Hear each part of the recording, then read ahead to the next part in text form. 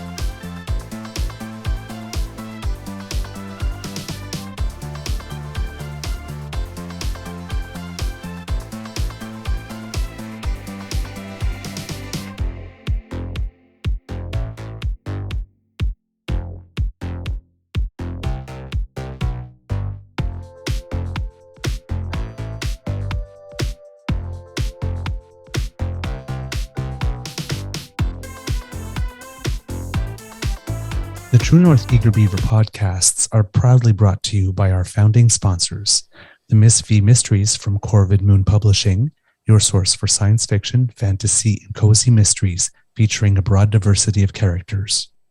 CanadianTarot.com, your uniquely Canadian online eclectic tarot community and forum, and the Peppermaster, hot pepper sauces made from fresh farm ingredients to thrill your taste buds and expand your mind.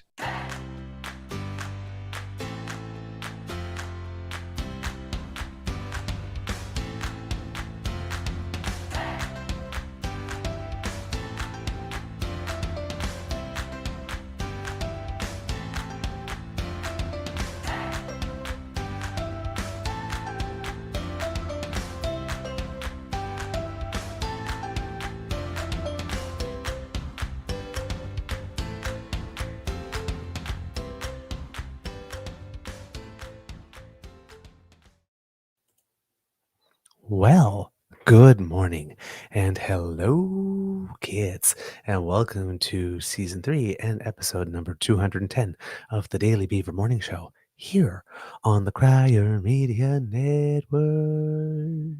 Yeah, I'm feeling a little musical today, kids. Kids, kits, and cubs. Lovely. I am your host, the Eager Beaver, pronouns he, him, hey, Mr. Beaver, A. And I think I bid my intro out of order. Today, recording day is Monday, September 18th, 2023. And I'm not sure what kind of day it's going to be here at Beaver Lodge because I didn't check, but the skies look kind of nice now for this day, this hour of the day. Maybe a little cloud and sun, from what I can tell from looking at the sky. Let's see what else. Thank you to our podcast's founding sponsors, the Peppermaster, the Miss V Mysteries from Corvid Moon Publishing, and CanadianTarot.com. With me, as always, is my dear friend, Mr. Grizzly. The introduction is all in the wrong order today. So before we do anything else today, because I think we have a Monday morning bite for you, let's say good morning to Mr. Grizzly and ask how his mental health is doing today. And I like that shirt. Oh, thank you. Good color Thank you very combo. much. Temu. I think it was like $12 or something. It's like it goes with the pants that I bought that are called pants. No, I'm serious. The tag inside says pants, as if I didn't know what they were. Yeah, that's the brand, pants.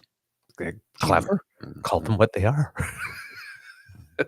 Blatantly obvious to I think most of humanity that pants are indeed pants. Introducing cup. Yeah, exactly. Very practical. So I woke up a little groggy, and then noises coming from somewhere here. Was that your phone or my phone? That was yours. Oh, that was my phone. Sorry. I got all this stuff going on here in the Mine's on background. Do Not Disturb because I'm already disturbed enough already. Well, mine should have been on Do Not Disturb, but it wasn't anyway. So, yeah, mental health-wise, I think I'm doing good. I woke up feeling groggy as usual because I'm slow to wake up. That's why I wake up at 5 a.m. every day, so that by the time I'm ready to start this, I'm somewhat human.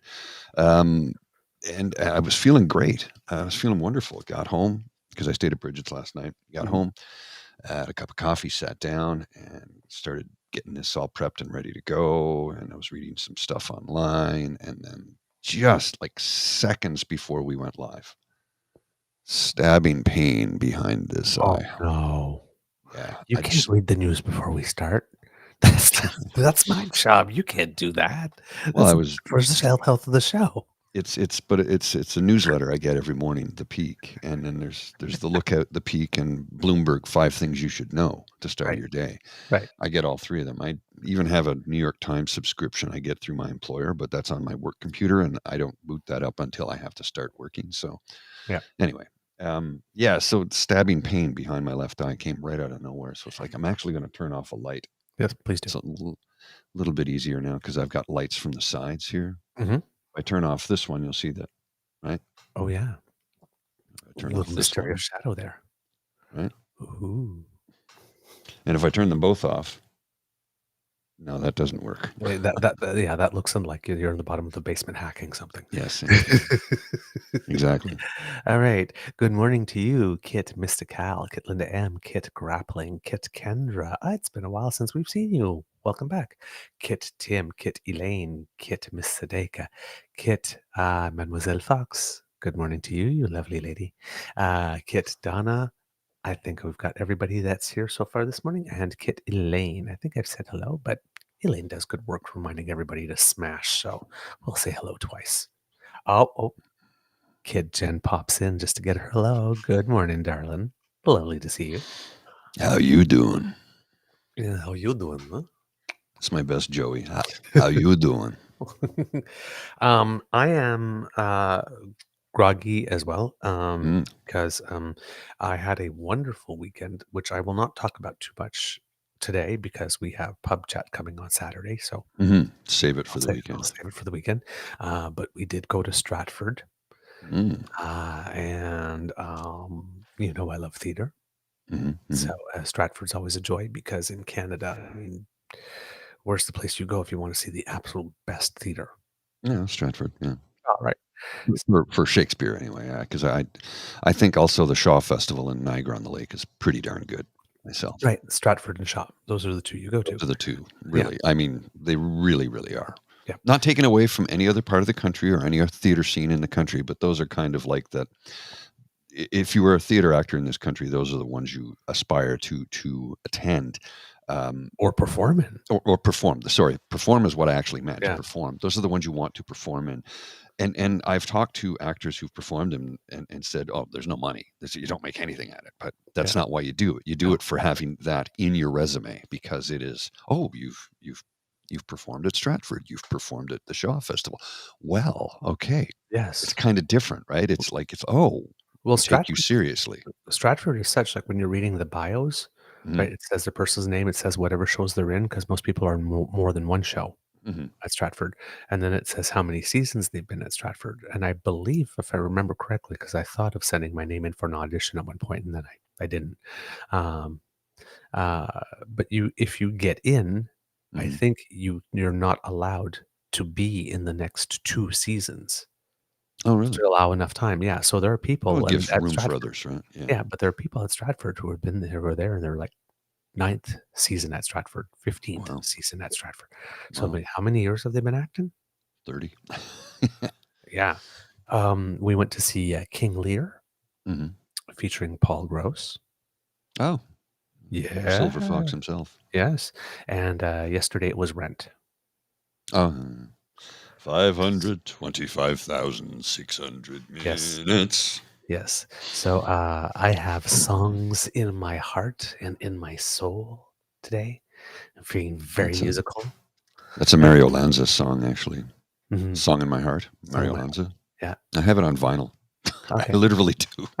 See, I have a Martha and the Muffins song in my head now, which is called "Song in My Head." I've got a song in my head going round and round, 'cause there's something in my heart that I've never found. Never was a Martha and the Muffins fan. I promoted them Except for because they Echo were Beach. Canadian, but yeah, no, Except Echo for Echo Beach, I Beach. liked That that. was That was really the only good. song I liked. Yeah, I was just never a fan. Same with the Parachute Club. Rise Yep. Up, I liked, but most of the others, Oh, I just Wasn't I my jam. I liked, the Parachute Club, the song that they did that was sort of out of character for them, that was really, really good. It did make it on the radio, but didn't get I thought it was criminal that it didn't get the play that it should have, was Innuendo. It was a Oh, slower, darker song, I and, don't know it that. wasn't No. Lorraine Segato that was, singing it, there was another lady, Lori something, like, she was I think Okay. she was the lead on that one, but, ooh, that if you ever have a chance, listen to it. It's darker. Mm. Innuendo. I really it has a nice little guitar. Dun, dun, dun, dun, dun, dun, dun, dun, dun, dun, dun, dun, dun, Sounds dun, like a video dun, game. dun. Yeah. Mario. But it's well, I mean, late 80s, early 90s, right? So, Mhm. but, I haven't seen Lorraine Segato on the scene in a long time. I think she's background writing and producing. I mhm. could be wrong. Yeah, But she was very prominent for a number of years there and, yeah. And she did a little uh, bit of solo work when the group, she had an album split. called Phoenix, Well, but she after also that worked with John Oates for a long time too. oh, she did? I did not know Yeah, that. he was a big fan of hers, and the Parachute Club, and he worked with them for a number of years. Oh, cool. Yeah. Wow. Little Canadian music history for you there. Yeah, but like I said, they were I wasn't diminishing their efforts as musicians. It just wasn't for me. It just but I promoted them because they're Canadian artists, and I wanted to see Canadian artists Yeah. succeed Well, it was because, 80 around 83, 84 too, right? So it was the new wave mm, thing. So, I mean, new wave, you were either into it or not. yeah, and I really wasn't my thing. I Yeah, was listening to Ozzy and Sabbath and yeah, Priest and Maiden. complete opposite. So, Yeah. well, that was like me at home, right? When I Mm. was like I had like 4 foster brothers, and they're all listening to Ozzy and Scorpions and Van Halen and Iron Maiden and whatnot like this, and I'm listening to Bananarama and Erasure, Pet Shop Boys, and right? And they're all laughing at me. Your And I guess sexuality was not in question whatsoever. it's like, I do not know how I was the last to know.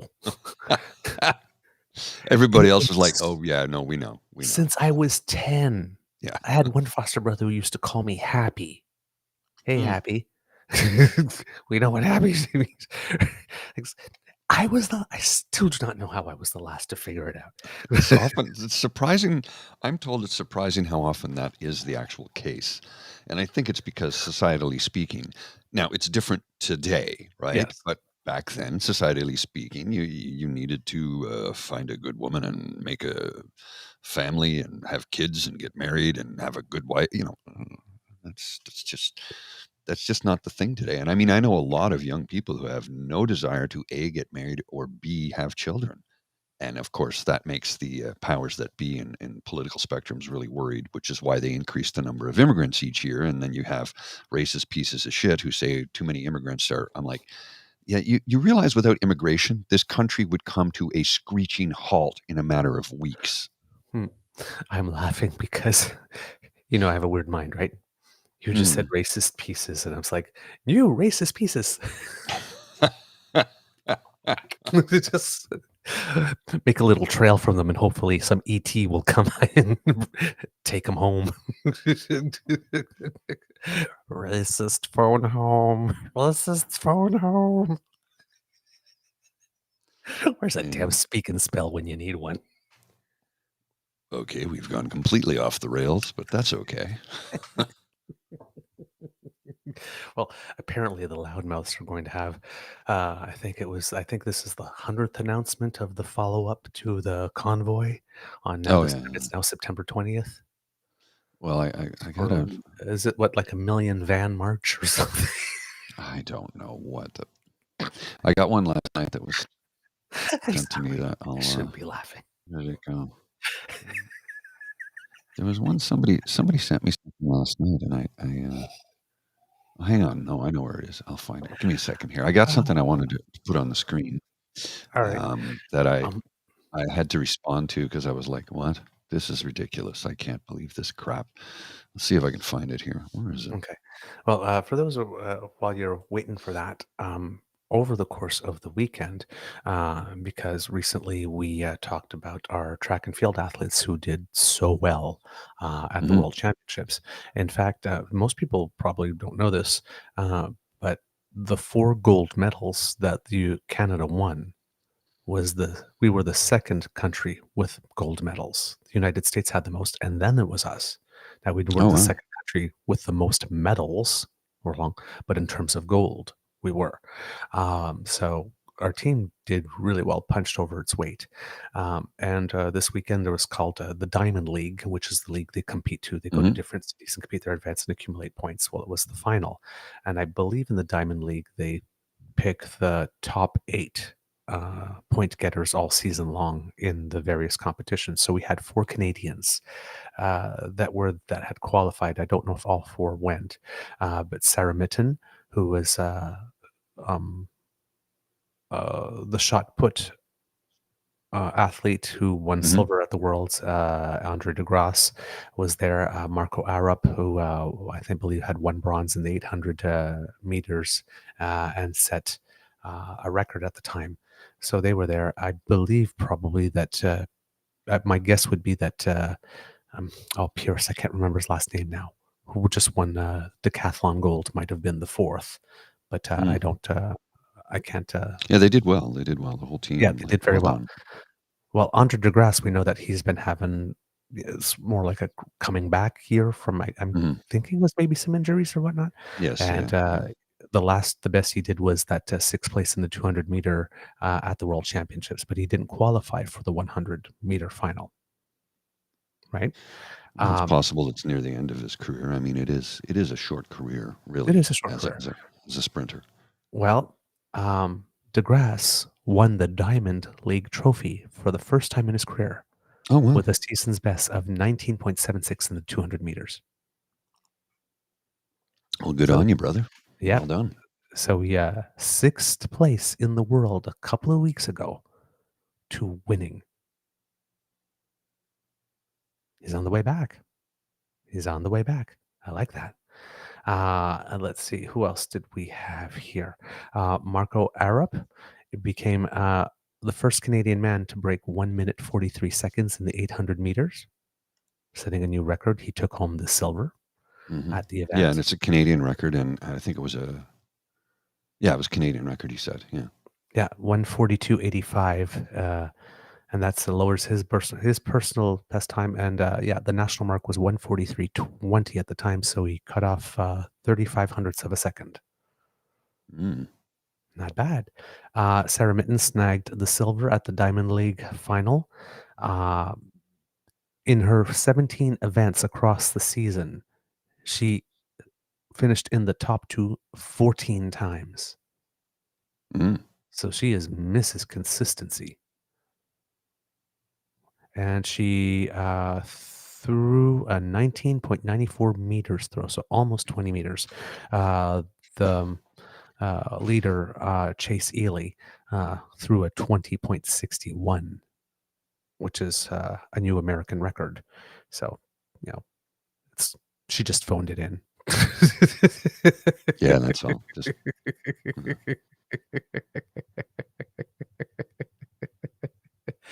Oh man. So yeah, good stuff from our athletes. I'm really happy for them.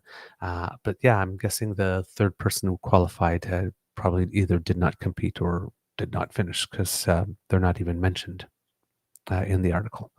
And when it comes to the Davis Cup, because I've been talking about it a lot, it was a full sweep for Team Canada. They defeated Chile 2-1. So on their 9 matches, they won 7 of them, which is pretty amazing because they had no single players in the top 100 at all. So they finished first on top of their pool, and they are moving to the World Finals, where they get to a chance to defend their title, which will be happening in November, if I believe. So hopefully that will give some time for Felix to find his game and Denis Shapovalov to get for his knee to get a little better, and they can be full strength. Who knows? Maybe Milos Raonic will show up too. yeah, it's a possibility. You never know. And the women are getting ready for Billie Jean King Cup coming up soon. Our women's team had qualified for the next round last time they played by also punching way above their weight in the regional playoff. So I can't wait to see what happens there. Do you have the thing you were looking for, Mr. Grizzly? Yes, I do. And let me just put it right on the screen here right now because it's Jesus Christ Almighty. Oh, not that one. Yeah, I saw that last night before going to bed. I'm like, really? Oh, I'll read it out for the kits and cubs. Just let me get it off the screen here, and I'll bring it up on a separate page so I can see it. It's this individual who decided that this individual by the name of at Kim. No, it's Kim Kennedy, KYM Kennedy. I don't know what I can't see their Twitter handle, so I don't know what it is. But Kim Kennedy is the person's name, who has decided that Tamara Leach is deserving of the Order of Canada, Lord. which makes me want to barf. Because come on, it's like Order of Canada because she stood up to what? Public health? That's not standing up. That's just She threw a temper tantrum yeah. and then invited thousands of her friends to join. And then somehow, Just either wittingly or unwittingly, got caught up in a movement to try to choke us all off of food and groceries and medical supplies and try to bring us to our knees by making sure that no imports could get in so none of us could do our jobs, and then trying to overthrow the government. But yeah, let's get to yeah. the Order of Yeah, Canada. yeah. Just a regular Exactly. hero. This thing open so I can read it. A lot of, Yeah, really. and a lot of people are commenting that maybe it kind of looks like maybe she dipped into some of those funds to get a little bit of work done. Yeah, because well, I'm not going to get into it. Whether she did or she didn't, I don't care. I don't. Look, if you were stupid enough to give her money, a fool and their money are soon parted, right? So this is individual Kim Kennedy, KYM Kennedy. I don't know what their Twitter handle is because it's cut off in the image, but she says support Tamara Leach. Is it Lich or Leach? Leach. Leach. Leach. Support Tamara Leach. Fitting. I don't know anyone who wasn't deeply impacted by the COVID mandates and restrictions. Not Neither one do we. person. Well, neither do we.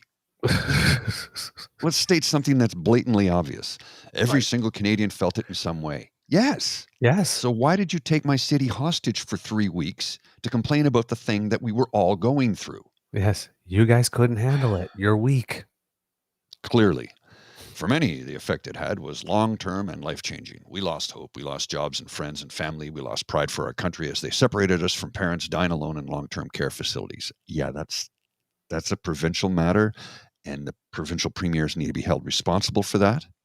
And I think they should be charged for that. Yes, but the keeping us isolated during a pandemic where a virus may potentially be airborne and it's a respiratory virus, It's like, that come is on. not killing people. That is trying to keep people alive. But The they don't fact see it that that you way. don't have enough gray matter to be able to rub two brain cells together and get a spark in that direction sounds like a you problem. Well, for the very first time in their lives, they had to surrender some of their privileges, and they just couldn't deal with it. Right. She says, we lost pride for our country as they separated us from parents dying alone in long-term care facilities and sacrificed our children's success and mental health to irrational fears. There's nothing irrational about it. People like breathing. Millions of people irrational. died from it. For some of us, when the Freedom Convoy 2022 started to roll, it was the first spark of humanity, hope, and unity we had seen in a couple of years, and those who made it happen again became our heroes. You Seeing need to Tamara get better Leach live heroes. streaming and constantly encouraging peace and unity among our people, bullshit, as she made her way across Canada, made a difference to so many. If you're among that group of people, you're willing to share your story about how Tamara gave you hope for your future, It's pride like, for your country, or relief from the depression and desperation that plagues so many of us. okay, well, spreading peace and unity throughout our community. Number one, define our. And number two, did you watch the Public Order Emergency Commission? They all hated each other. Yeah. They didn't have peace and unity among each other. No. As the organizing team. They didn't bring you peace. But like, how empty is your life? Well, If she this says, is what you latched onto, and to still like a year later, year and a half later, after everything that we know, you're still like, it was peace and unity, and she's a hero, and we must like, come on, man. Come on. well, I'm not going to read the rest of this, but I'm just going to go with her very last line because this is just so much bullshit and I can't handle it. Thanks for being a freedom-loving Canadian. Um, do you know a Canadian that doesn't love freedom? I know. Aren't we Well, all? we talk about a few of them. Yes, actually, we do. Pierre Poilievre, number one freedom-hating Canadian, when he talks about it all the time, but he wants to rob it from you, like he did at the convention when he wouldn't let independent media talk to any of the delegates. Yep. Threaten them. Yep. Wouldn't let media people talk. What about freedom of the press? Isn't that one of our biggest freedoms? The ability to report on the news and tell the stories that we need to hear so we can make an informed decision about how and where and who we're going to vote for. But no. He wants to rob you of that because he hates freedom and he hates this country and he hates most of the people in it, save for the extreme religious zealots and the wealthy who keep him in power. Right. Some days, I just don't know what to say to people. And I want to yell. I want to scream. I don't do that, but some days that's how I feel. Mm-hmm. Yep. I hear you. Meanwhile, you have some people taking offense on a whole bunch of stuff. We have, well, not only offense, but a weird type of ownership. I'm starting to see tweets now because, that million van march organized allegedly this time by the Muslim community to save our LGBTQ children or something weird like that. A lot of people are like sitting there going like, I'm so proud of our Muslim community, all these white people. And it's like, Didn't you hate their guts like recently? Like super well, recently? number one, yeah. It's like, but it's like, what's this our thing? Yeah. You own them? It's like the indigenous people, right? They say, oh, our indigenous people. And so it's like, they're not yours. You didn't like order them off Amazon and have them delivered. Again, and weren't these the people who just like about like 8 years ago, you were just itching to pick up your cell phones to dial that snitch line on? Exactly. What is it with conservatives and snitch lines, by the way? Because you saw that Skippy wants one for NIMBYism. Yep. Yep, What is absolutely. it? What is their fascination with snitching on each other? They hate us so much. They hate this country so much. And again, these are not conservatives. These are reformers. These are not conservatives. Mm. They're CINOs, conservative in name only. Yep. Well, They're fascinated with telling on each other. oh yeah, but then but their narrative, of course, is that the prime minister doesn't trust Canadians and hates Canadians, and so what are you like? You literally speak horribly of 2/3 of us on a daily basis. And every time you talk about the country, you keep on saying how it's shit. Yeah. Yeah. And every time we try something, you poo-poo out of it, all over it. So it's like the grocery things or whatever that's being printed. Like, yes, I don't have much hope that the removing the GST off housing and whatever they're going to do with the groceries is going to do a lot of stuff too. I'm pretty sure a lot of this is performative.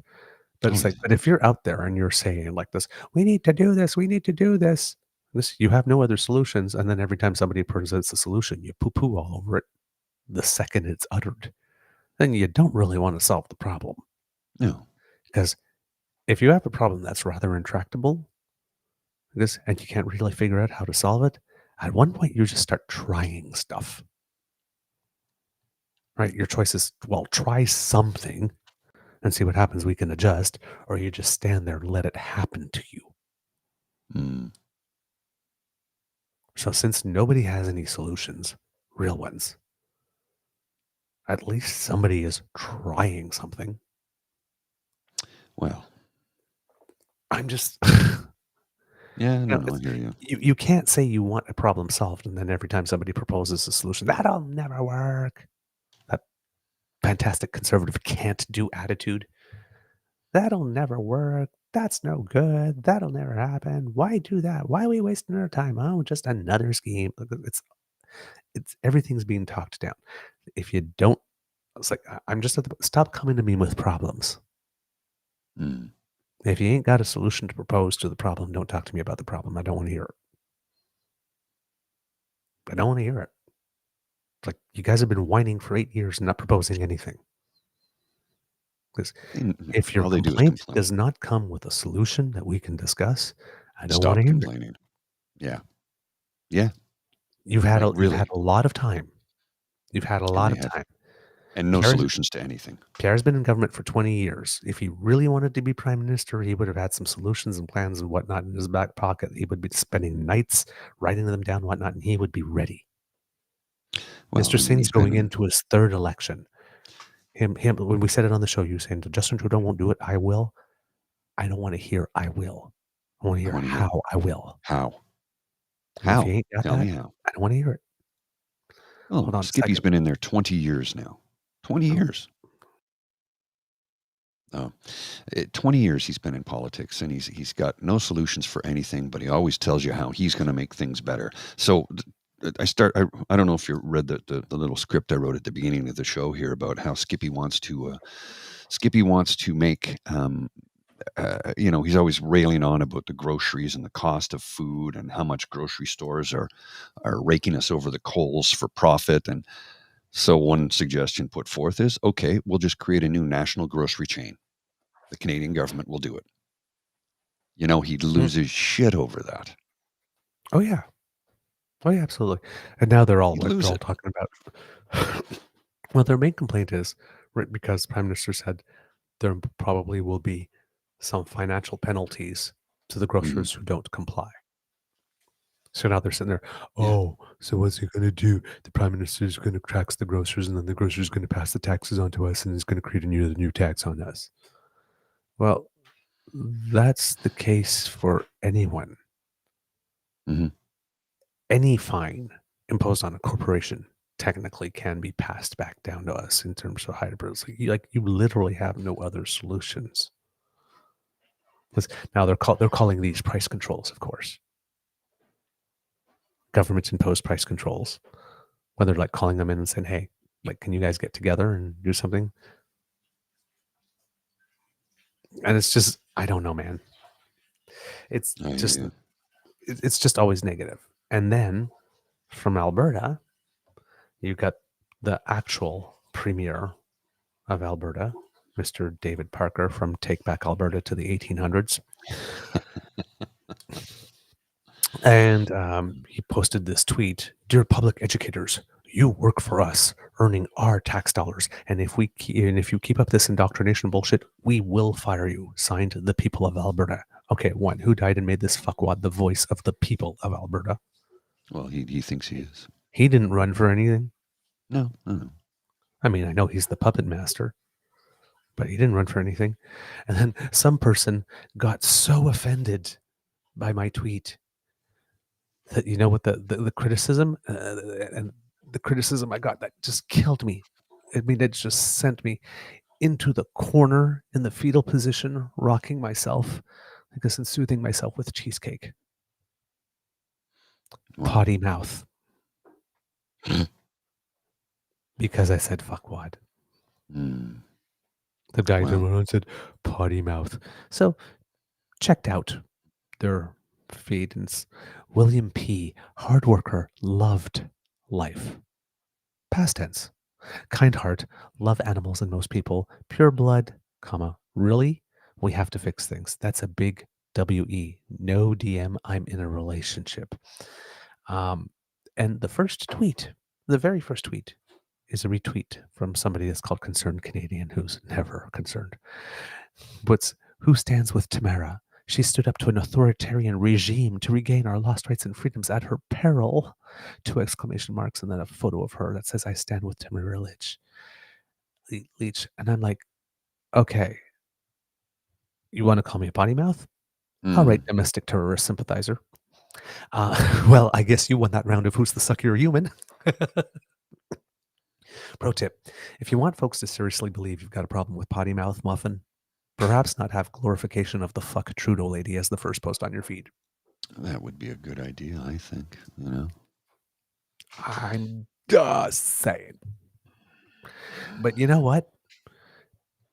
Points for originality because it's been a long time since I've had a "get off my lawn, you little bastards" type call me admonish me for a potty mouth. You know, Thing. these As- things happen. As the song goes, a little potty never hurt nobody. I don't know that song, but sure, we'll go along Oh, with it's it. from the. Oh, you didn't know it's from the Gary Gatsby soundtrack. It was Will I Am and Fergie, I think.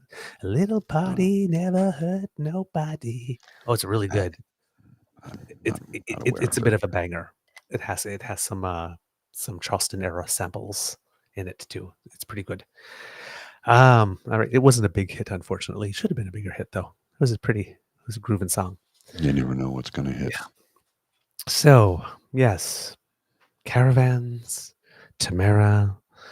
Of course, the trial is going on, and because the prosecution never comes up to the mic after every day of the trial and starts talking about how the trial went, all the space is being filled up by them people, and wow, it's like there's absolutely no case against them, and they're winning this, and every day they're in court, it's like, gee, I can't believe how bad the prosecution lawyers are. They're just so absolutely terrible, and they're most absolutely, definitely, assuredly going to lose this case.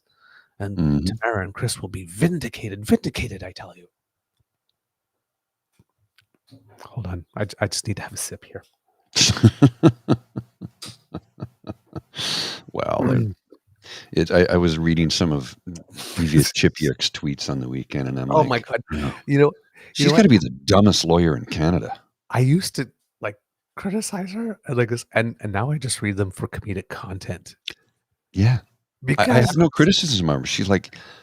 She's really not smart. but you see, Like, like, really not smart. remember when I told you that story about that law class I took, and like, it's like my first instinct was always wrong. Mhm.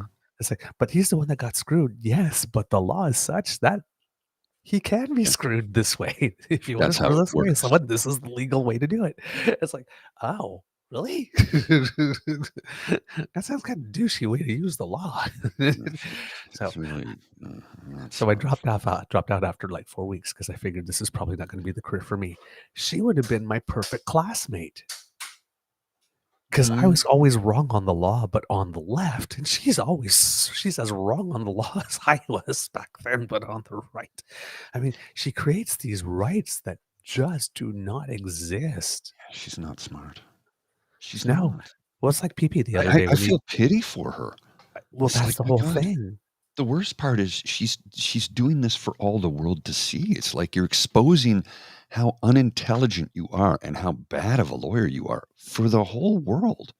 Yeah, What? and people are Now, cheering her and calling her brilliant and and those are the ones who would support her, except none of them have the money to actually pay her. hire her. Right?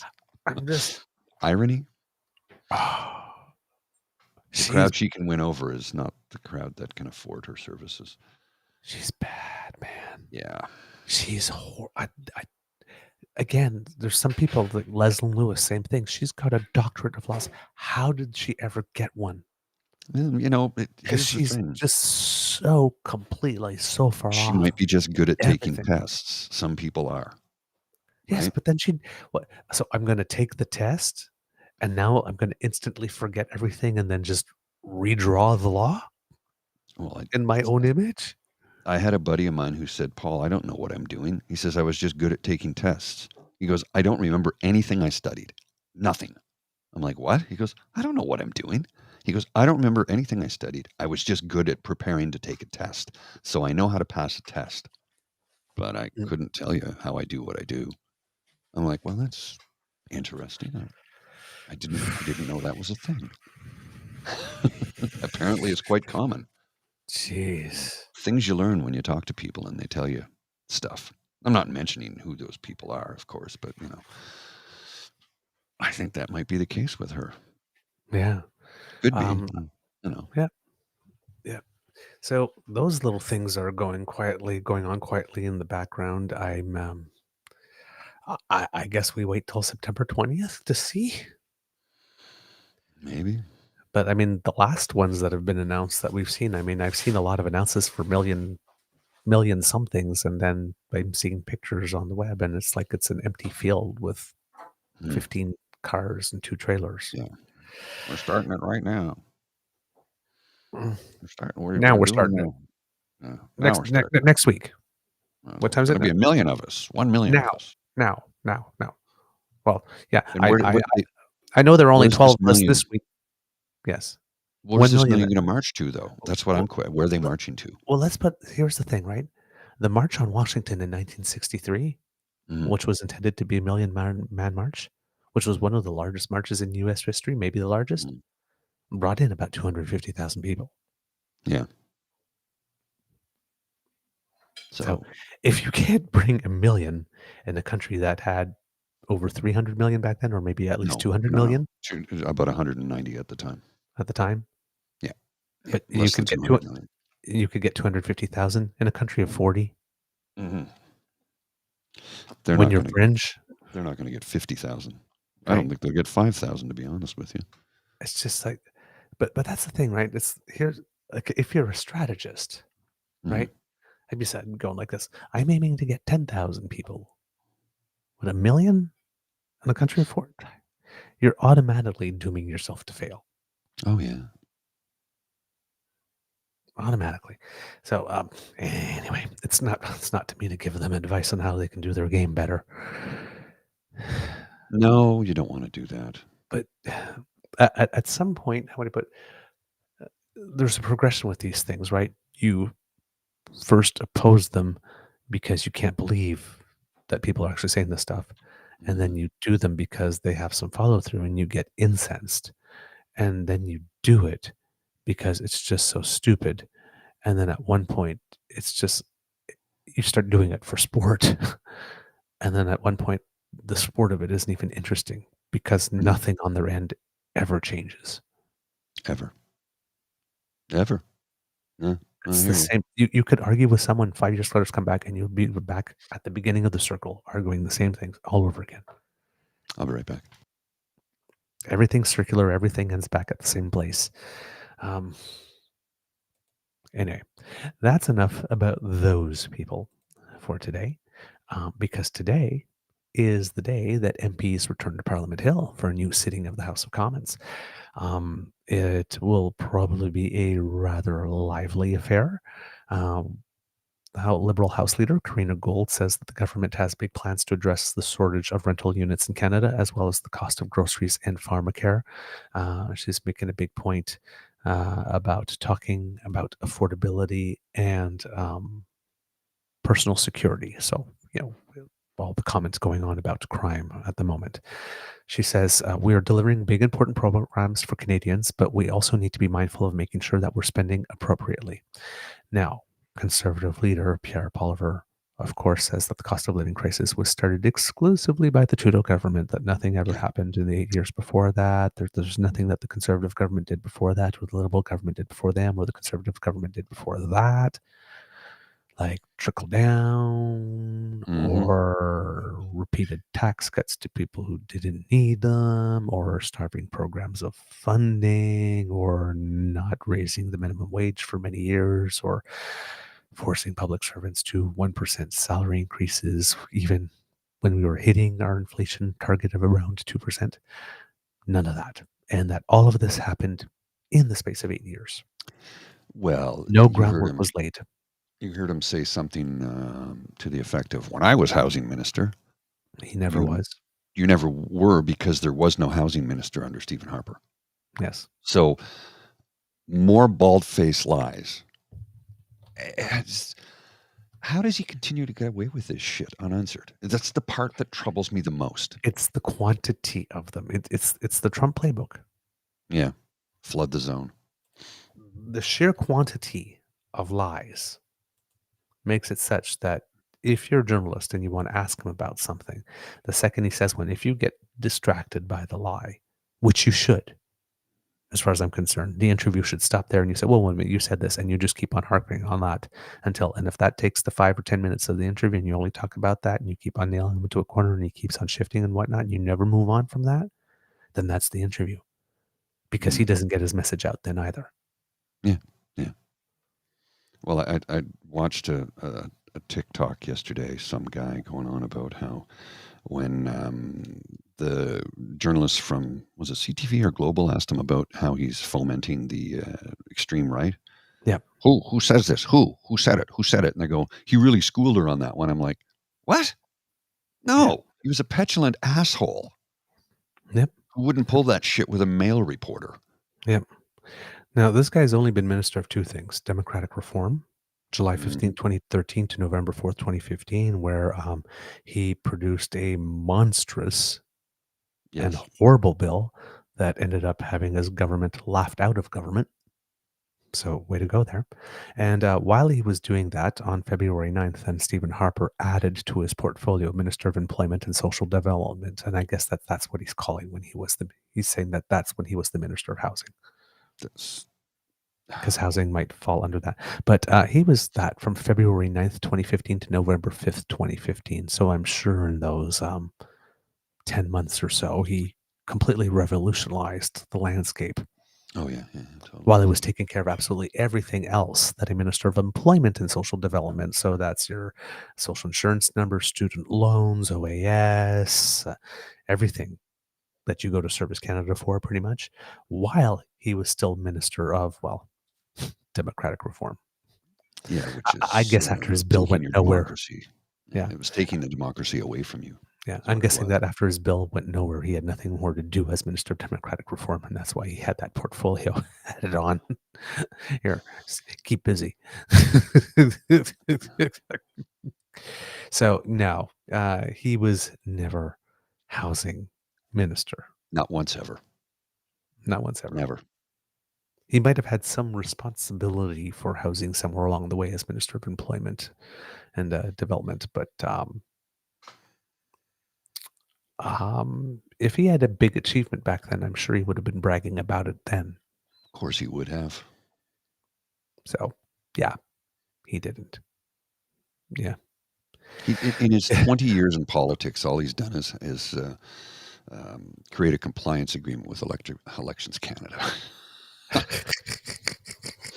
Really, that's the only thing he's ever done that was actually noticeable or noteworthy. The only Pretty thing he's much, ever eh? done. Pretty much. He's I would- never I would- tabled any actual legislation. No, the Democratic Reform Bill was the only one. That's it. And Can you that imagine was being in 20 years in doing Parliament nothing and getting and paid. having no accomplishments? And people want to elect this guy again, and people want this guy to be the next prime minister.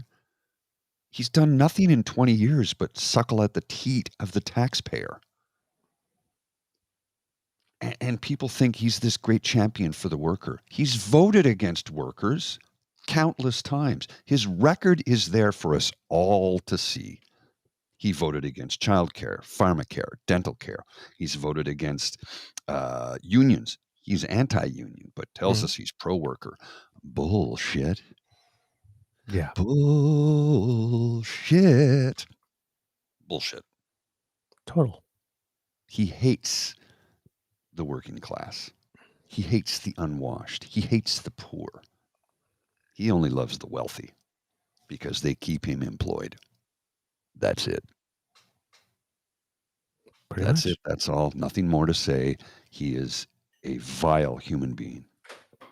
And I saw a thing yesterday. Somebody said, look, if we had the election tomorrow, 91% chance the CPC would take, yeah, the election's in 2 years. So what they're leading in the polls today means nothing. It's 24 months before the next election. 24 months. So leading the polls 2 years prior to an election is completely meaningless. Completely.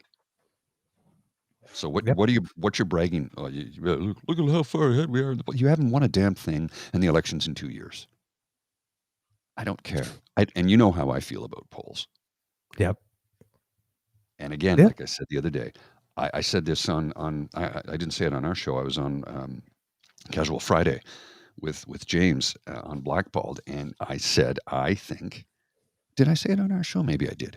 I think all polls should be suspended from public release 6 months before the election. Yeah, you've mentioned it on our show too. I did. Okay. Yeah.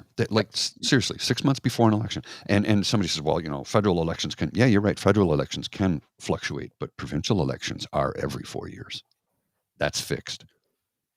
I mean, yes, there could be a non-confidence, and we could have, but how often does that happen provincially? Mm. Has that ever happened in our lifetime? I don't think so. If somebody can show me maybe what took place in Alberta, Okay. but I think that was that was just a change of leader. That election was actually on schedule, was it not? I believe it was. Possibly, yeah. So, my memory's not literally, all that good on that one. I'd have to look at.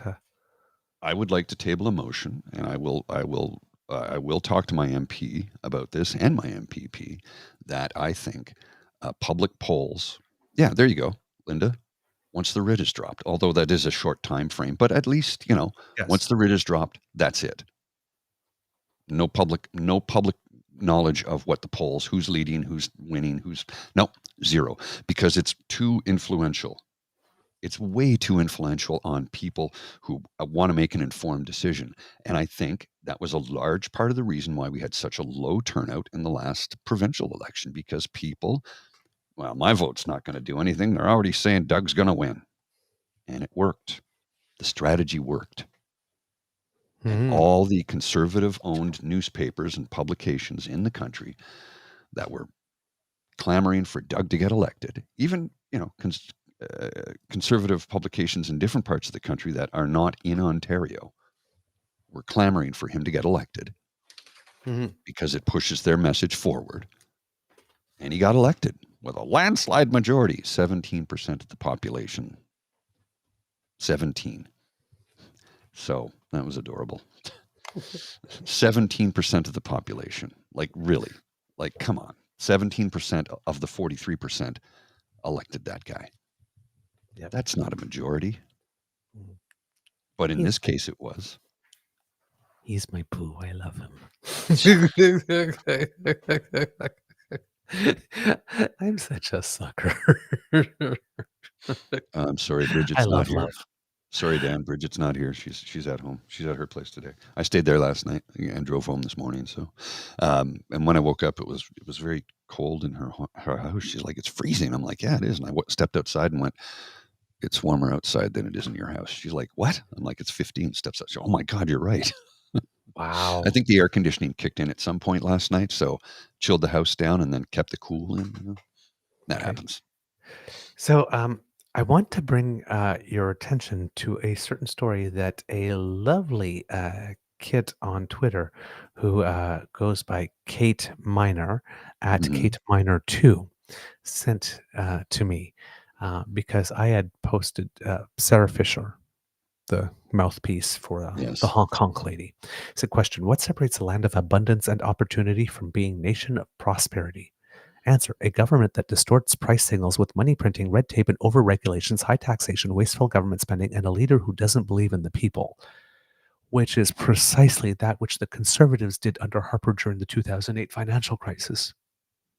Mm-hmm. They printed money. Yeah. That was okay, though, because it was our guy who did it. When your guy does it, it's bad.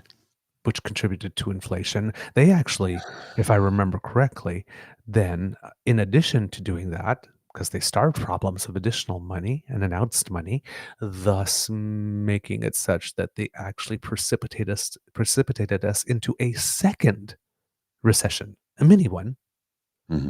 But everybody told them, don't pull back so fast. You're going to do something bad. And they didn't listen. The trained economist, Stephen Harper, didn't listen and sent us into a second recession.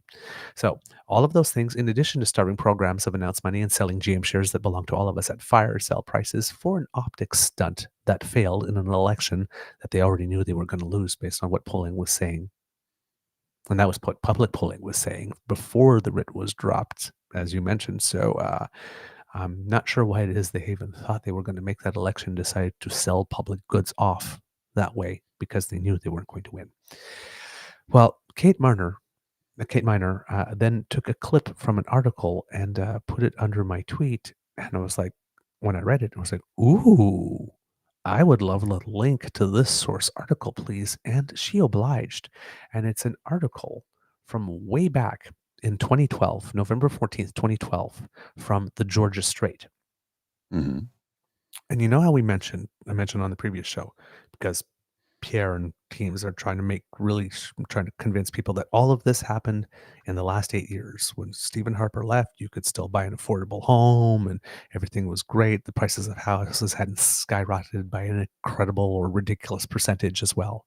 Right? And of course, in all this complaint, he's also forgetting that there was a period of time because nobody knew how long COVID was going to last and whether, living at home and working at home was the new normal. There's a lot of people that got rid of their homes and moved away. Hmm. So we all played, when we already have a short supply, a whole bunch of us played musical houses, Oh, yes.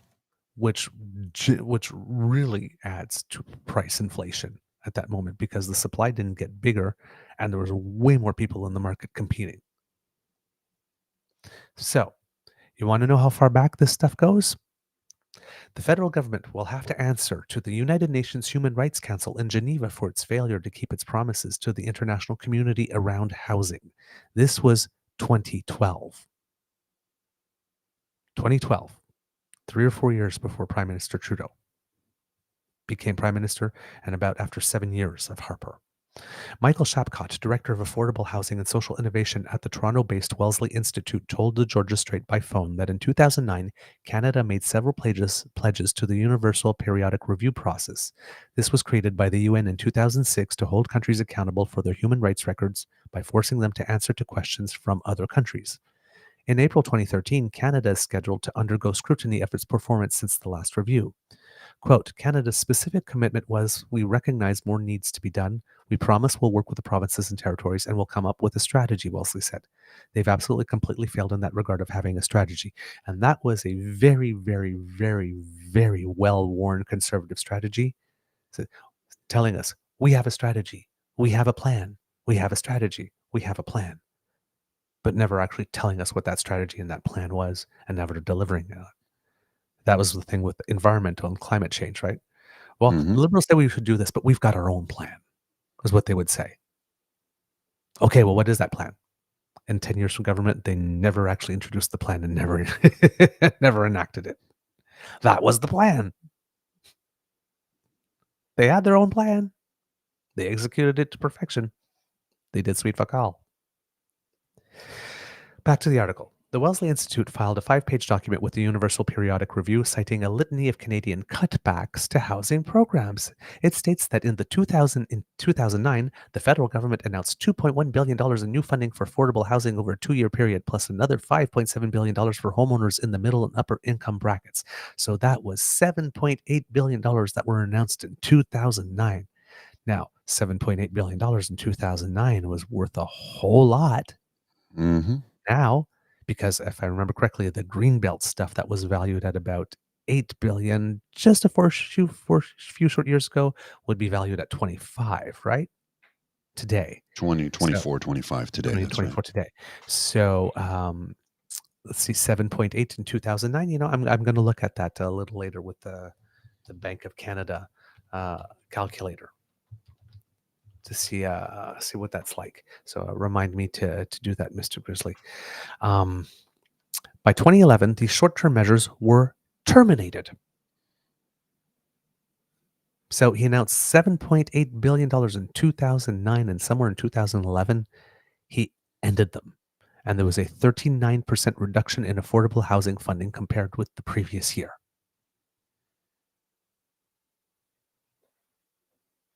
Harper did that. Hmm. But Pierre wants you to believe it all happened in the 8 years before. Quote, since most federal dollars were matched by provinces, territories, municipalities, nonprofit, and private housing organizations, the combined loss added up to more than $3.5 billion in 1 year, the Institute declares in the document. Quote, included in the federal cuts were 97% cut in affordable housing initiative from $452 million to $16 million. A 94% cut in national low-income housing repair program from 674 million to 37 million. So, in other words, Stephen Harper was officially a national slumlord. And if Pierre wants to take credit for doing that during his time, well, those things were cut after 2011, and that would be after 2011 is when he was the so-called Minister of Housing. So let him take credit for this. See, 94% was cut in national low-income housing. I mentioned that, and 27% was cut on the on-reserve Aboriginal housing from 215 to 156 million, and there was a 5% cut in assisted housing from 1.7 to 1.6 billion. He cut certain programs 94%, Right to the 97%. bone. In addition, the Institute revealed that a federal crown corporation, the Canada Mortgage and Housing Corporation, the one that PP is calling gatekeepers and wants to kneecap, well, it seems that that's something that he borrowed from Harper as well, will cut the number of households receiving assistance under federal programs by almost 100,000 or 16% between 2008 and 2016. And CMHC's expenditures on the Affordable Housing Initiative will fall from 582 million to zero between 2010 and 2015, which again Wow. is the time when Pierre was the alleged Minister of Housing. Why, In 1990, why are we the only ones reporting this, though? because this was reported back in 2012, and I know, but it should be yes, regurgitated. well, that's why I'm bringing it up, because it's only, Mm. and the only reason I have this data is because, again, some eagle-eyed Canadian citizen, Hmm. Kate Miner, decided, hey, you guys remember this? And happened to do it to someone who has a platform. But this is all work that our media could do. Finding this If they out. wanted to, Yep. if there was a will. Yep. In 1992, the year before Ottawa canceled funding for new affordable housing, various levels of government contributed 0.57% of the gross domestic product to housing. 0.57%. It's not like we were spending tons, according to the Institute. Since then, there has been a, quote, massive erosion in public housing spending and legislated housing protection. 15 years later, Canada's GDP had doubled, but housing spending had shrunk to 0.29% of GDP, the Institute states in its submission. Now, the Conservatives will take that and says, well, yes, I know that spending shrunk to 0.29, but our GDP has doubled, and since 0.29, well, it's exactly half at 0.57%. So there was no change, or spending levels have been maintained, or if they added $1 more to the level they spent the year before. Well, record levels of, well, yes, if last year you spent $1 billion and this year you spend $1,001, I guess that is a record level of spending, technically. Doesn't meet the cost of inflation, doesn't look so really you're falling behind in real numbers, but I guess technically it's record spending. If you're just looking at the number. Shapcott said that the international community doesn't expect Canada to solve the housing problems of every citizen, but it does expect things to improve. In 2009, the then UN Special Rapporteur on Housing, Milun Kotari, reported that Canada was violating this notion of realizing progressive gains and that things were in fact getting worse. Things were getting worse, according to the UN, in Canada during the Harper era. But if we believe Skippy, this all happened. It's all Trudeau's fault, and it all happened in the last 8 years. No groundwork has been laid. Nothing that ever happened before could have helped contribute to the problem or set us further down the hill than we were before they took power. This is all new, we're supposed to believe. Mm-hmm. According to Shapcott, representatives of other countries have told him they're, quote, shocked that Canada appears to be falling behind. Really? Did you see who was leading us? They also can't understand why Canada, unlike other industrialized countries such as the United States and Great Britain, has no national housing strategy in place to address this. Well, again, that was their plan, right? We've got a plan to do this. Our plan is to have no national housing strategy. One of the key, just like our plan was to have no environmental policy. One of the key things we want to say is not only is Canada failing to meet its obligations, but it's also failing to meet its commitments it made last time around in 2009 when it was under the Universal Periodic Review, which was also under Harper's time. The Institute ends its submission with several recommendations to the Canadian government, including a call to, quote, incorporate the international right to housing into domestic law. Not done yet, I believe. And to, quote, immediately commit to renew and enhance the federal housing and homelessness programs that are due to expire in fiscal 2013. That sure as hell didn't happen. Quote, housing insecurity is widespread and homelessness is on the rise, the Institute states. The impact is measured in poor health and premature mortality of the growing number of precariously housed Canadians. There you go. That was the article. So that was back in 2012, 11 years ago. Wow. And that's the groundwork they laid. So they cut the funding in 2011 sometime. Trudeau became prime minister in 2015. And they already weren't meeting their commitments before that, but then they cut funding to a lot of these programs almost down to zero, in some cases right down to zero. Right? In the case of the Affordable Housing Initiative, that was cut to zero, from 582 million to zero. And then that went on, if we just take the 2011 date, for 4 years. A lot of damage could be done in 4 years. But they had started way before.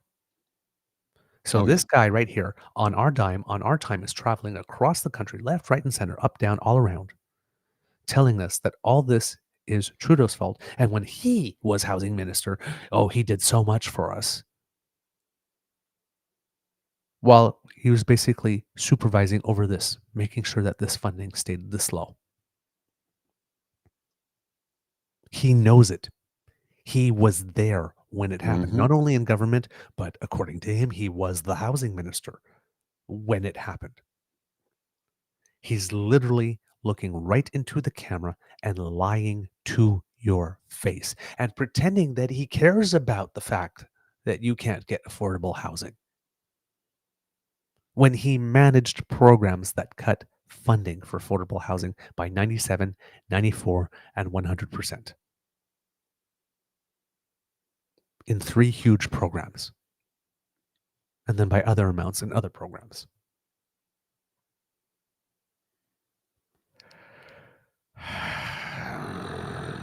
Yeah. Yes. I hear you. Oh, breaking news. According to Miss Sadeka, Mateo is grumpy this morning.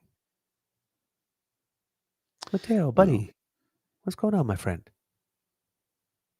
Come in. Come get a hug. Did you wake up on the wrong side of the bed, little buddy?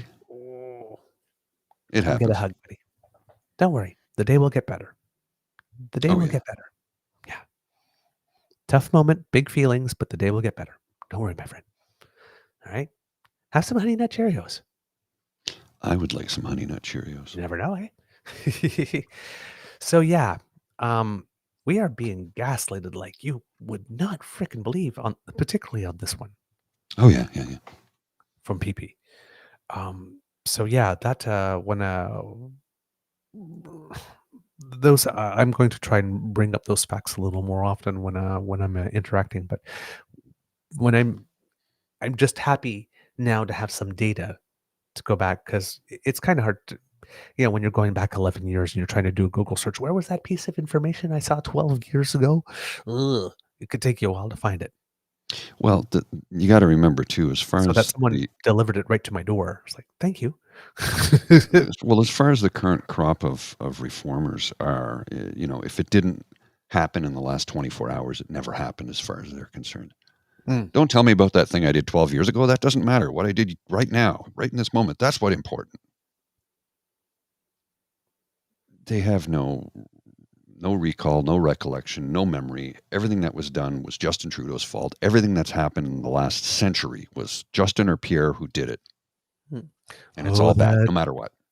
Oh, that old Harpernesia has me in its spell. Harpernesia. Harpernesia never happened. We had Trudeau father, we had Martin, and then we had Trudeau's son. And everything bad happened as a result of that. Nothing happened in those other periods. Well, what about Tres? We never talk about Tres. That's like, an interesting fact that a lot of people might not be aware of today, because this took place. The agreement was 1978, and the delivery, I think, was 1981, 82 is when they started to deliver. So our Canadian Air Force were using CF-101 Voodoos as a fighter jet, which were older than all of the pilots in them. And who was it who ordered the replacement of those jets? Pierre Trudeau. So, the conservatives always go on like they're the champions of the military. Always. They always do it constantly. It never fails. We're the champions. We love the military. We're this, we're that. The thing is, truth be told, they use the military as a cudgel. It's a tool for them because they're the ones who closed all the Veterans Affairs offices. Yep. They never replenished them with new aircraft. Yep. That's always been done by the Liberals. Who do you think Yep. started the Avro Aero program? Yep. That was the Liberal. And who canceled it? The Conservatives. Believe it or not, and people go, well, the Liberals amalgamated our armed forces from the Army, Navy, and Air Force and put it all into the Canadian Armed Forces. And I'm like, yeah, whatever. Now, Harper brought it back to the Royal Canadian Air Force, the Royal Canadian Navy, the Royal Canadian Army.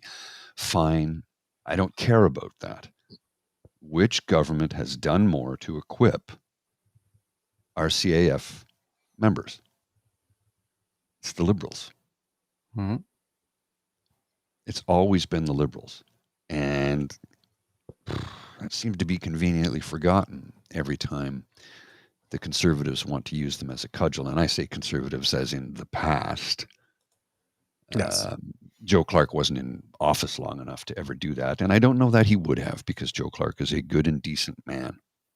And he could not be bought off. And my mother, who has always been a lifelong Liberal, makes no privacy of that. I'm not revealing anything anybody who doesn't know about her. Loved Joe Clark. Because he's a good, decent man. So I kind of got off topic there for a second, but it was always been the Liberals that were the ones who were equipping the military. And I know that there was an agreement in principle for the F-35 under Harper, but it was, as we all discovered, a really bad deal. But that what didn't actually start under Harper. That goes back to Chrétien, I believe, is when they first started to look into it. And I'm still mad about Chrétien for canceling the EH-101 helicopters because he wanted to destroy a conservative plan under Brian Mulroney. Yeah, that was a stupid thing to do. It cost us billions. It cost us lives. We had to pay penalties of $840 million, and then we, keep manufacturing our own parts to keep the Sea King helicopters flying. And they were a 50-year-old helicopter. I'm sorry, I don't want to fly in something that old. The pilot wasn't even born when this thing was on. Should have been retired. So, yeah. And of course now we have the Prime Minister's plane breaking down because it's 36 years old. Look, man, you don't drive your car as a daily driver that's that old. You might have a classic that you drive to the Tim Hortons for a classic car club or a car show, but it's not your daily driver. You're not going to drive to Vancouver in it, right? Right. So why do you expect the Prime Minister of the country to fly in a 36-year-old plane that we know is held together with duct tape and crazy glue? Don't be ridiculous. Spend the goddamn money. Right. We don't need to build a Taj Mahal, but come on, spend the money on a new aircraft. Yeah, exactly. We have apparently there's a fleet of 9 that will be arriving. The first one is supposed to arrive in October, or not in October, but sometime in the fall. A government fleet. Some of them old, and some of them used, and some will need to be refurbished and or upgraded to be able to provide the security that the Prime Minister needs. But it seems that the first one will be arriving this fall. So hopefully that will be the last of those. I did the calculation. Sorry? Tim's comment here on the screen. They should have done the helicopter deal. My dad flew in every one of them, and he's 81. My dad's 82. He flew in all of them, too, because he was the engine specialist. He was the one who kept the engine working. So, yes. Yeah. Thank you, Mr. Grizzly's dad. Yeah. Gee. He kept those aircraft flying. Yeah. So the just the calculation that $7.8 billion that I was talking about that Harper cut in 2009, in today's money, that's worth $10.75 billion. It's a lot of money. That's a lot of money. And again, when you hear those numbers constantly, you get desensitized to them and you forget how much a billion is. Now, What's a million seconds? What's a million seconds? 2 weeks, and a billion is 32 years. yeah. So that was just from housing. Now imagine everything government does, all the money he announced and cut back. And now you know where those $20 billion annual deficits in the first 2-3 years of Trudeau went. He had to fill up all those holes Yep. as much as possible. And there's no way he could have filled all of them up. And that's the thing with these things. When you stop investing in stuff and you do it for a while, not only does it cost more to fix it, right? Let's say you've got a hole in your roof and you say, oh, well, I don't have the money now. I'll fix it 3 years from now. Every time it rains, every time it snows. When you finally come time to fix your roof, well, one, you might not even have a house by that time. It's just going to cost more. I have a slight crush on his dad. It's true. She does. Man. So yeah, it's you can't create that amount of deficit in a program, structural deficit in a program, yes, and then think it's not going to cost more to fix it later, and that you're not going to have to try and make up for the opportunity cost that you've lost by not having it when it was needed. That man set us back so much. Like this, and it's almost like time release surprise, because it's been 8 years since he's been gone almost. Mhm. And it's like, and we keep on opening boxes and finding like, surprise! This is another way I screwed you over that you guys didn't know about back in the day.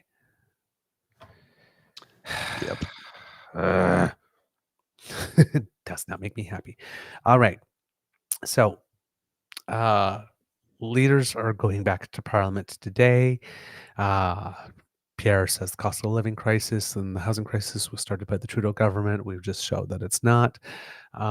He's back to his old lines of, after 8 years of Justin Trudeau, everything costs more, work doesn't pay, and housing costs have doubled. Well, everything costs more, and you have a whole party right now crying about, oh my God, is the Trudeau government going to bring in price controls? So clearly, you don't really care about everything costing more, because any solution to make it such that everything doesn't cost more gets labeled as price controls instantly. So that's not it. Work doesn't pay. Well, you don't support raising the minimum wage. You don't support workers fighting for higher wages through unions or strikes. You don't support raising the minimum amount that people can make before they even get taxed. And you certainly don't support raising the minimum wage. No. So We're here for the workers. We're here for the workers to service us. So That's all there is. For. but what problem exactly do you have with work not paying then, Pierre? And housing costs have doubled. Yeah, in great part because you presided over a ministry of housing that didn't really exist at the time, but you're bragging about the fact that it did now, that was not providing any housing. Mm-hmm. No housing, no solutions, no nothing. Basically, no nothing. So one little line, after 8 years of Justin Trudeau, not even 8 years, everything costs more, but he doesn't care about that. Work doesn't pay. He'll do nothing to fix that, and shown throughout his entire career that he doesn't want people to be paid, and housing costs have doubled. And he's against unions. Yeah. So 4 big lies in 1, 2, 3, 4, 5, 6, 7, 8, 9, 10, 11, 12, 13, 14, 15, 16, a 16-word sentence. Wow. A 16-word sentence contained 4 huge whoppers. He's Trump. Yeah. Oh, yeah. He's Trump. Now, the NDP leader, Jagmeet Singh, says that the Prime Minister is out of touch. Quote, Prime Minister Justin Trudeau has never really worried about the cost of living. It's never been a worry for him, nor has it really been a worry for PP. Nor has it been for you, Mr. Rolex. Yeah. See, None of them. Not a single one of but them. see, Hattie said Prime Minister Justin Trudeau has never worried about the cost of living. It's never been a worry for him, nor has it been really a worry for Pierre Poilievre. And to be honest, it has never been a worry for me too. But I care. No. But by excluding himself and trying to make himself, it's just like, we know who you are. We know your past. We know your family. You never worried where your next meal's coming from either. Don't make it sound like you're apart from the two people you're criticizing. You're no On this different. level, you've never worried about it too. Your difference between you and them, according to you, what you're saying is that you actually care about the issue and you'll do something. Well, don't pretend you're one of us while you're doing it. We know you're not. We know you're not. Mhm. Some of the topics that MPs are due to begin debating on as Parliament reconvenes is bail reform. Number one, the government has put forward a bill designed to make it harder for repeat offenders who are charged with violent crimes to obtain bail. So let's see how that goes. Of course, there's going to be some talk about the Public Inquiry Commission that's going to happen on election interference because that's moved forward as well. Oh, The I appointment think of the we new lost interim Mr. Beaver. ethics commissioner, or maybe that will be from the government. Boasting Mm. because the Conservatives spent all of that summer claiming that none of this was in place. Of course, again, while not saying, oh, by the way, we ran them out of town first. Both the interim ethics commissioner and the special rapporteur, they ran out of town first before complaining that there was nobody in those positions. They first made sure that there was nobody in those positions. Then they complained about it. Well, Then they blamed the prime minister for that. that's how they do it. That's how they do it. This is how they do it. Boom, boom, boom, boom, boom. This is how cons do it. Eh. It's just La la la la la la. oh man. Okay. What else have we got for you today here? Let's not do that. Let's Well, not do did you that. see? Did you see this clip from? So Jacinda Yes. Ardern was in Montreal for the Global Action Summit, Yes. and some video journalist for Rebel News Online, Lincoln J. Watch, I caught the far-left former Prime Minister of New Zealand, Jacinda Ardern, on her way to the Global Action Summit here in Montreal. She has no answer when confronted on her hypocritical behavior, carbon tax the plebes, jet set for the elites, no greenreset.com. What is he going on about? Let's have a look at this video. I haven't seen it yet, so I don't know. Let's see what this looks like here. Oh, look at that. Construction on Montreal streets. That's a shocker. That's not a thing that ever happens, is it? Hey, how are you? How much fossil fuels did you burn coming here to talk about climate change? Leave her alone. Hey, Leave her alone. I'm on a sidewalk. No, leave her alone. You can't touch me. Leave her alone. You leave her Does alone. that make sense? You leave her alone. Does that make sense? Man, leave her alone. You cannot touch me. Leave her alone. You can't put your hands on me.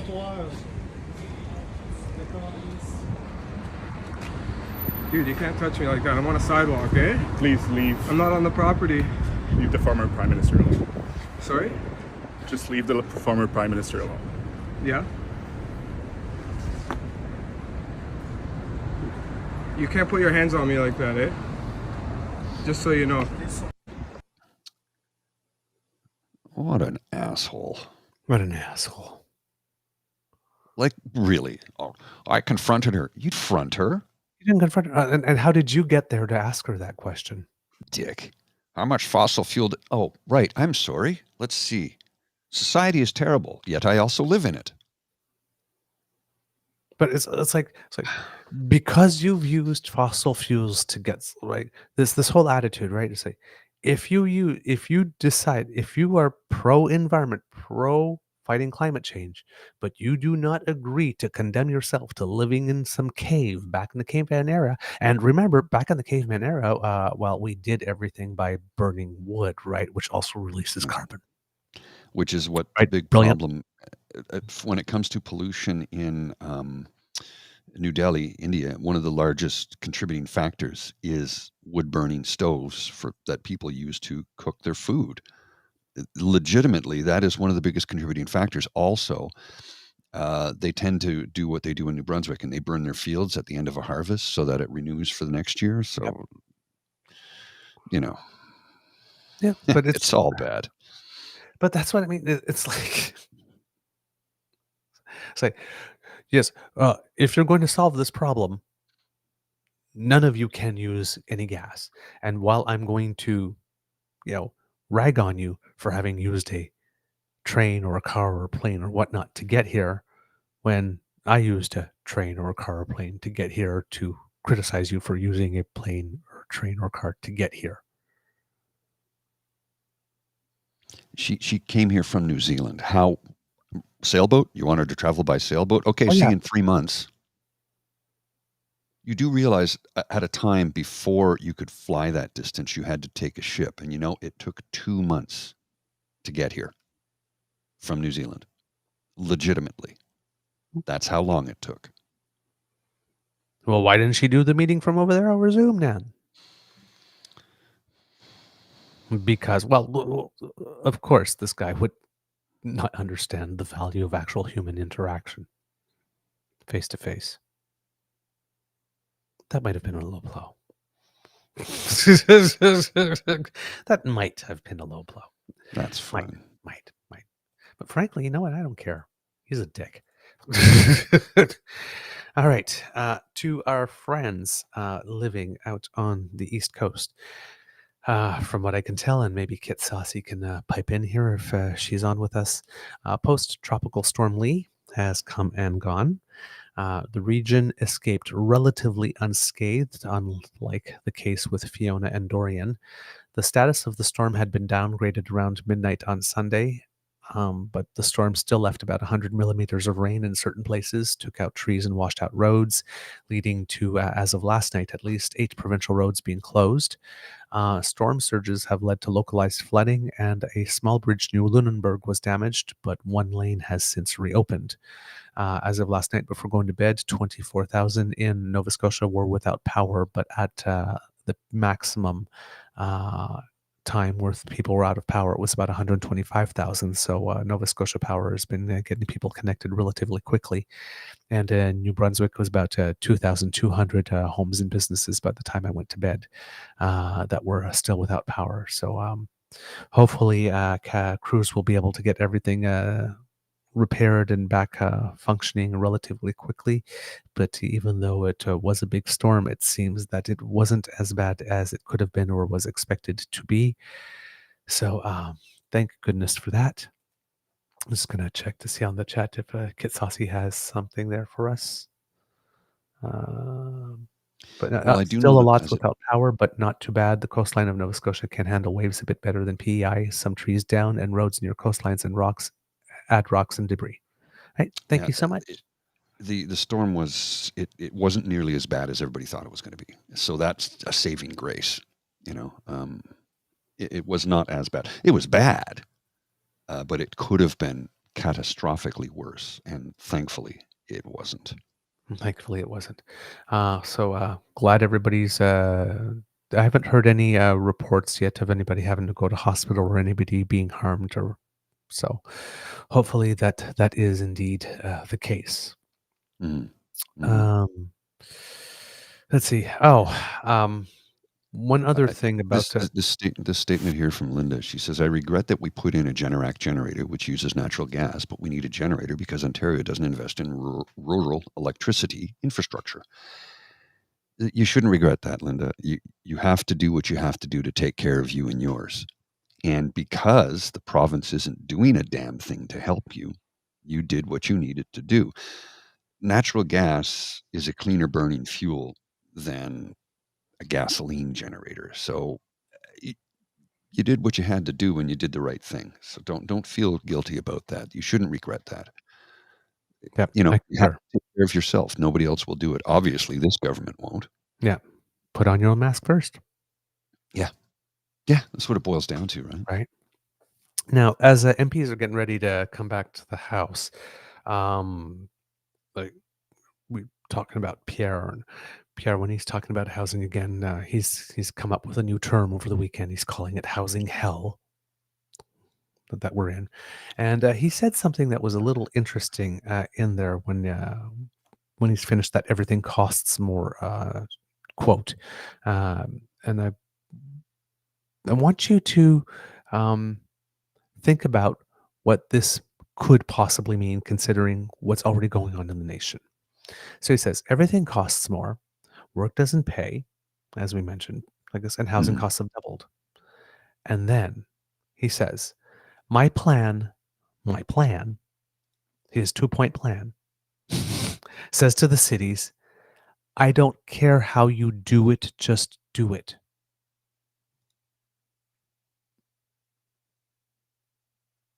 For housing, How's that a plan? his leadership, I don't care how you do it, just do it. Build 15% more, or else I will punish you. And if you do, you get a housing bonus. Ding, ding, ding, ding, ding. And a free box of Duncan Hines cake mix.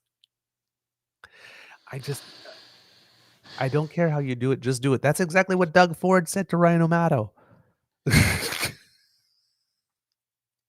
I care how you do it. Hmm. And as Prime Minister, you should. You should not be telling anyone, I don't care how you get it done, just get it done. I don't care if Excuse it's me. illegal. I don't care if it's underhanded. I don't care if it's corrupt. You don't care how it's done. Just get it done. Really? Well, that's his slogan. Get it done. Jeez. Now you've got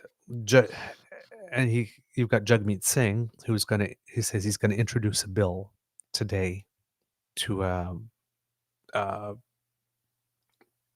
take action on price gougers.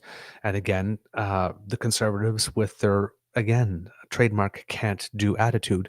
This is more political theater. Justin Trudeau is an actor, but what we really need is action. Says the guy that says, my plan is, I don't care how you do it, just do it. My plan is to stand there with my hands on my hips, with my squinty eyes, and every now and then, maybe a chubby finger condescending wag. That's my plan. And then get it done. And I'm going to turn on my heels and then close the door behind me and walk into my little office where I'm going to, as Anna says, sit and ponder the big issues meticulously and put so much deep analysis into it that I come out with a plan that says, build 15% more or I punish you and I don't care how you do it, just do it. Are you in awe of the leadership yet? Because I'm getting moist between my pectoral muscles. You're getting humidititties? I'm getting humidititties. It's just That's a thing. such leadership. Mm. I mean, where can we get ourselves more slices of people just saying, get it done, or else? Does he think this is like a construction site and we're digging a hole? Get it done. Just Make it happen. Does he think he's Mike Holmes? Make it right? or Tim Gunn, Which he's trademarked that, by the way. Mike Holmes trademarked that. So Yeah. thank you, Mike Holmes. I'm borrowing that for a second. or Tim. We're Gunn. not selling anything or promoting anything. We're just talking about it. That's right. We Don't need sue me. Mike Holmes and Tim Gunn. We need Mike Yes. Holmes, like it's coming and says, make it right, and then we need Tim Gunn from Project One Way. I am very, very concerned by this municipal zoning thing. It has to be one of the most hideous things I've ever seen. Well, the deadline's in 12 hours. Make it work.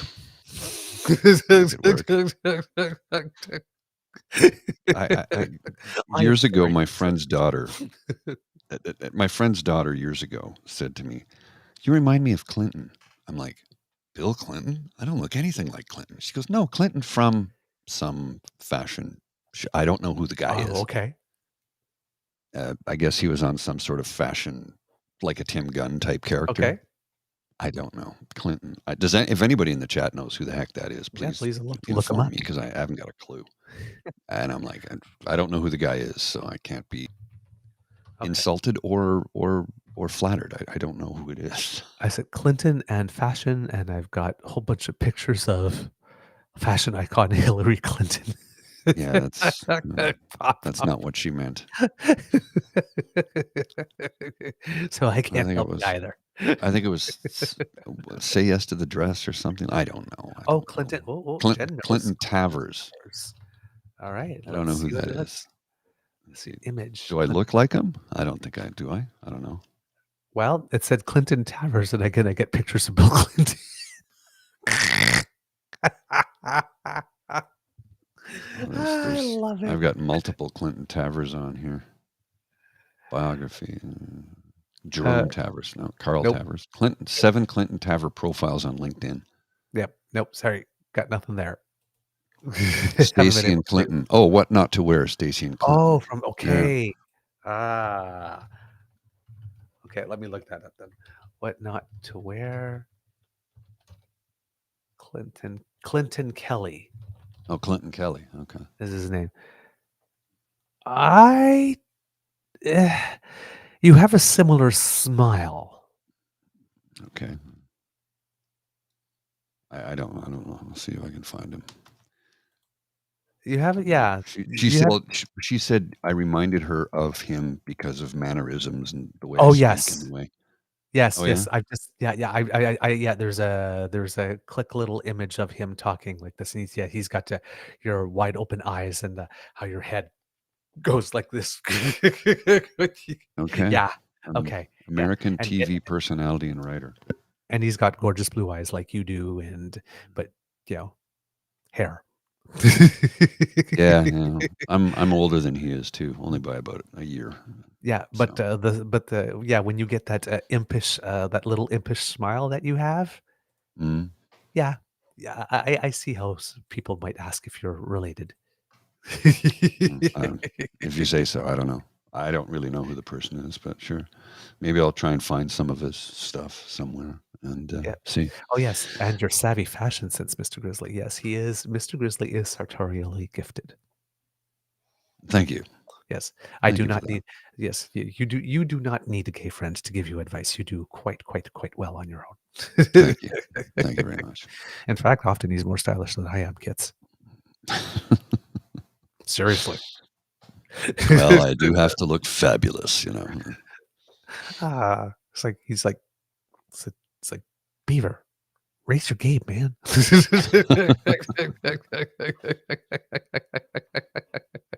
All right. What else do we have for you here? It seems that the Liberals might be starting to take it to Pierre a little bit, because the other day we had a incrementally, right? Yeah. Because you don't want to start at 11, but you had a Christopher Freeland leaning into a mic at one point and going, they positively relish leaning into the gloom, don't they? Mm-hmm. Everything is broken pitch can be seductive when people are tired, prices are high, and mortgage renewals are looming. So she's calling it out. Oh, yeah. She's calling it out. Hopefully that, like I said, just laying that groundwork over time and then building it and doing it consistently over the next 2 years will do it, because again, he can't maintain this frenetic pace for 2 years and not just burn out or have people tune him out. Well, I think it's a combination of all of the above. People will burn out, people will tune out, and he'll be gone before the next election. Oh God, I hope so. I'm sure he will be. Yes. In labor news, in the United States, 13,000 United Auto Worker employees have walked off the job in the United States. United Auto Workers President Sean Fain says that they are asking for 40% increases. 20% were offered. He's quoted as saying, "We've asked for 40% pay increases, and the reason we asked for 40% pay increases is because in the last 4 years alone, the CEO pay went up 40%. They're already millionaires, It's shameful that one of the leaders of one of the corporations is sitting in his second home in Acapulco while we're bargaining rather than being at the bargaining table." and they're making it clear 20% is definitely a no-go, and we've made that very clear to the companies. Now, this is the first time that the United Auto Workers in the United States are doing this by striking against all three companies simultaneously rather than targeting just one of them. The way that usually happens with the car manufacturers, the auto manufacturers, is usually the unions make a template deal with one of them, which is then used as the basis for the other of the big three to then do theirs. So normally, if there's a strike, they just have a strike at one of the companies, and then this is what could happen. But they have one strike going on at one site for each of the three companies. And now the president of the UAW is saying that there's probably a good chance that they're going to expand their strike to more than just one location at each of the three companies in order to get a little action. Here in Canada, our unions are going to start negotiating. Their agreement that they have, I believe, expires today at midnight, or expired at midnight starting Monday. But anyway, it's either at midnight today or just expired at midnight. And they are looking to set up their own deals as well. I believe in Canada that the template deal is going to try to be between the CAW and Ford, from which Stellantis and Chrysler, is it? Stellantis used to be Chrysler. Chrysler, yes, Chrysler is now Stellantis. Yeah. Okay, so it's Ford, Stellantis, and what's the other one now? GM. General Motors. GM. So Well, what so we the might big be hearing about some, but they've already voted in favor of strike action a few months ago, so they do have a mandate to go. well, Should and the deal not work. big concern to them is the amount of job loss that could occur and will occur, undoubtedly, because Ford said point blank they require 40% of the workforce they have to make electric vehicles. Exactly. So if you cut 40% workforce, it's like, ouch. That's a lot of. Okay, so working in the auto industry is hard work. It can be soul crushing, but it is a pathway to the middle class for many, many people because they're good unionized jobs. Right. Well, right now they're trying to compete with Tesla, who is not unionized Right. and is mostly automated. Right. So, look, I get it. You have to maintain a certain profit margin to stay in business. There's no ifs, ands, or buts about it, right? I mean, Right. I get that. And the car companies, and it started with, of all people, Henry Ford, who wanted to pay his employees a good wage so they could actually afford to buy the products that they were making. Now, there isn't a story about how he tried to do that, and the shareholders launched a suit against him and sued him to not doing that because his responsibility was to his shareholders primarily. And there was a precedent-setting case about this that is enshrined in the what is law? I don't know. It's enshrined, though, in that the responsibility is to the shareholders and not the employees. The people who built the company. Well, I built the company by investing in it. No, you put money into it. You didn't build the damn thing. Right. You bought into it. Yes. Your responsibility should be to your employees first, your shareholders second. What I put money in. Yeah, but this guy worked 18 hours a day for 3 months. And that's how, back then, 12-hour shifts, 6 days a week was the standard prior to the union. Right. The union got us the weekend. Right. Sunday was the only day when things stopped. There was no weekend. It was you work 6 days a week, 10 to 12 hours a day. The union got us the 8-hour work, the 40-hour work week and the weekend. And that is a fact. It's an undeniable fact. So yeah, I've over the course of my life, I've learned to become pro-union when I discovered all the things that the union helped get us in labor laws.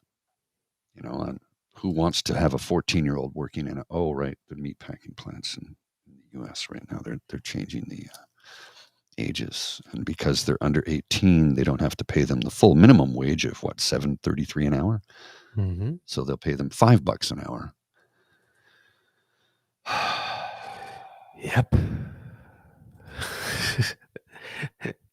Exasperated I know. all the damn All the time. damn time. So let's I'm going to go on a bit of a rant here, tangent for a minute. Not an angry one, but just an observational one. How the city of Ottawa has had a war on cars for years. And they want to get more cars off the road, which I agree with. I think that is a good idea in the long term, because the problem right now is we simply don't, no problem, sir. We simply do not have a public infrastructure to public transportation infrastructure to support getting more cars off the road. They're like, well, we'll build more bike lanes. And that's great, except Ottawa gets really cold in the winter. And I don't see a lot of people using those bike lanes in the winter. Although the bike lanes are the first things to ever get plowed in the winter. The sidewalks, well, we'll get to that when we get to that. And especially in Centertown, where I live, because we are the poorest ward in the city. We are largely working class and poor. There's middle class and some upper middle class here, and some wealth too. There are some exclusive condos on Spark Street, where the top of the residences is a $4.8 million, 12,000 foot condo, 10,000 foot condo, something like that. Anyway, you get what I'm saying. But we're mostly poor and working class in this area of the city. So we tend to get lower down the level of getting things done, which is sad because we're also the most populous ward in the city. So we get ignored. They build bike lanes, they plow the bike lanes, but they don't do anything to increase public transportation. So get cars off the road. Completely agree with that. I think it's a great idea. I think it's wonderful. But can we build the public infrastructure to support transportation before we get rid of the cars? Please? Is that too much to ask? That we have the public transportation infrastructure built up and functioning properly before we eliminate the cars? Because they're putting the cart before the horse right now. Yeah, I get it. And you know what they did? So on O'Connor Street, which used to be a 4-lane southbound arterial road out of the downtown core, it would take you to the 417, or as we call it here in Ottawa, the Queensway.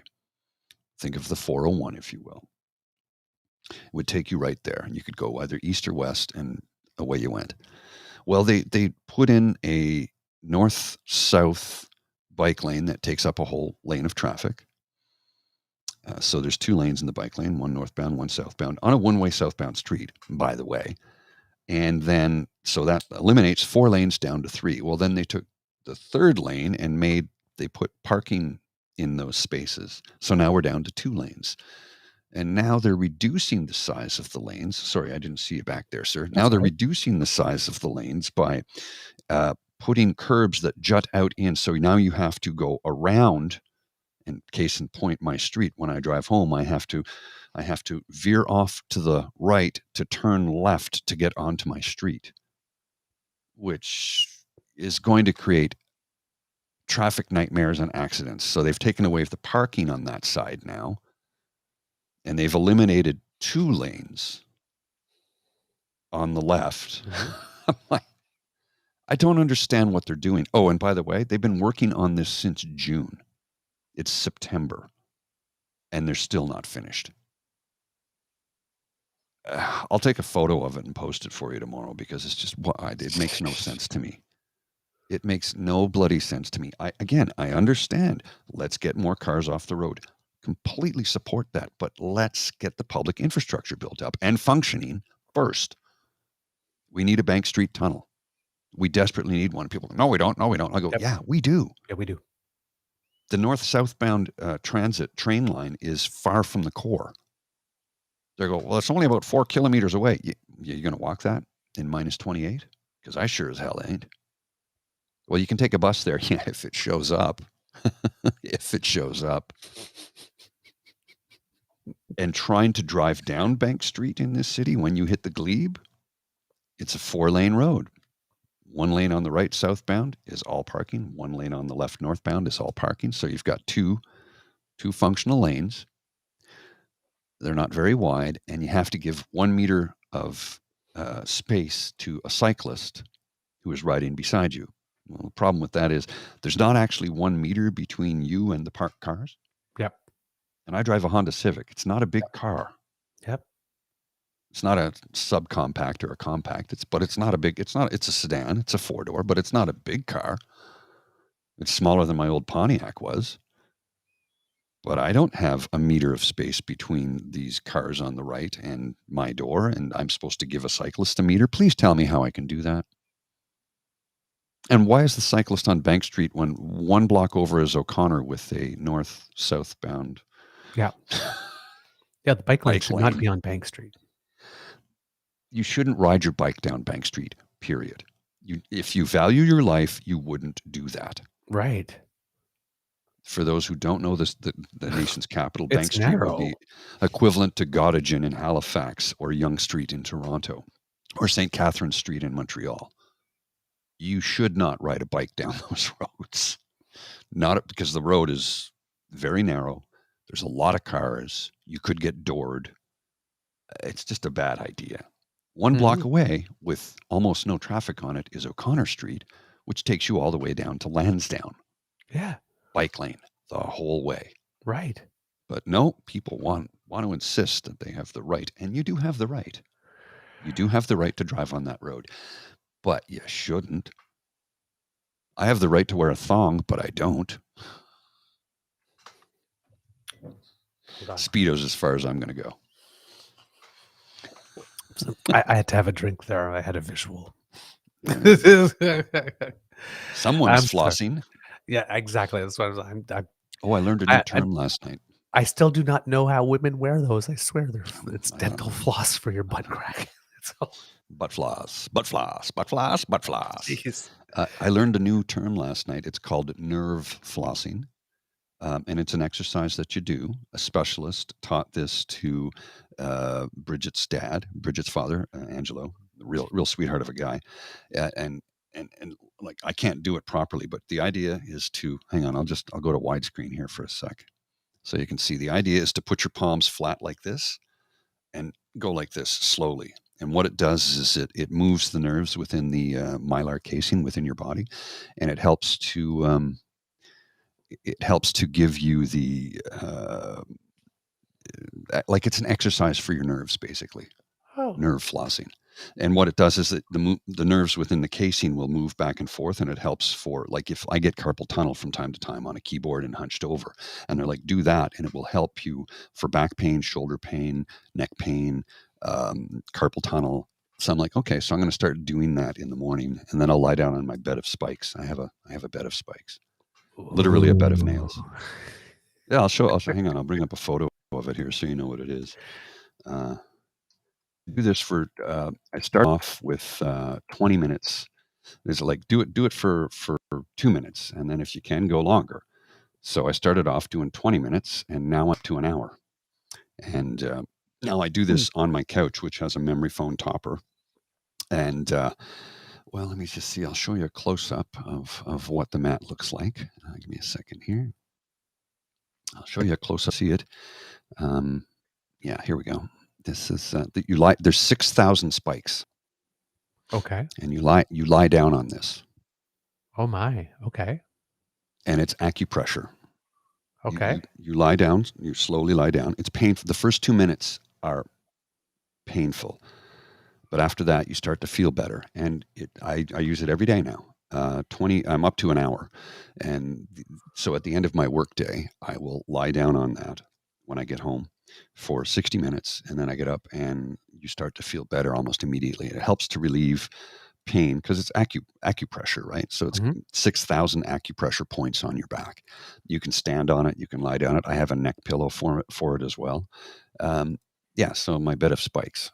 Here's I gotta let's see if I can get this to pop up properly, and let's just open this. Where is it? Save image. There we go.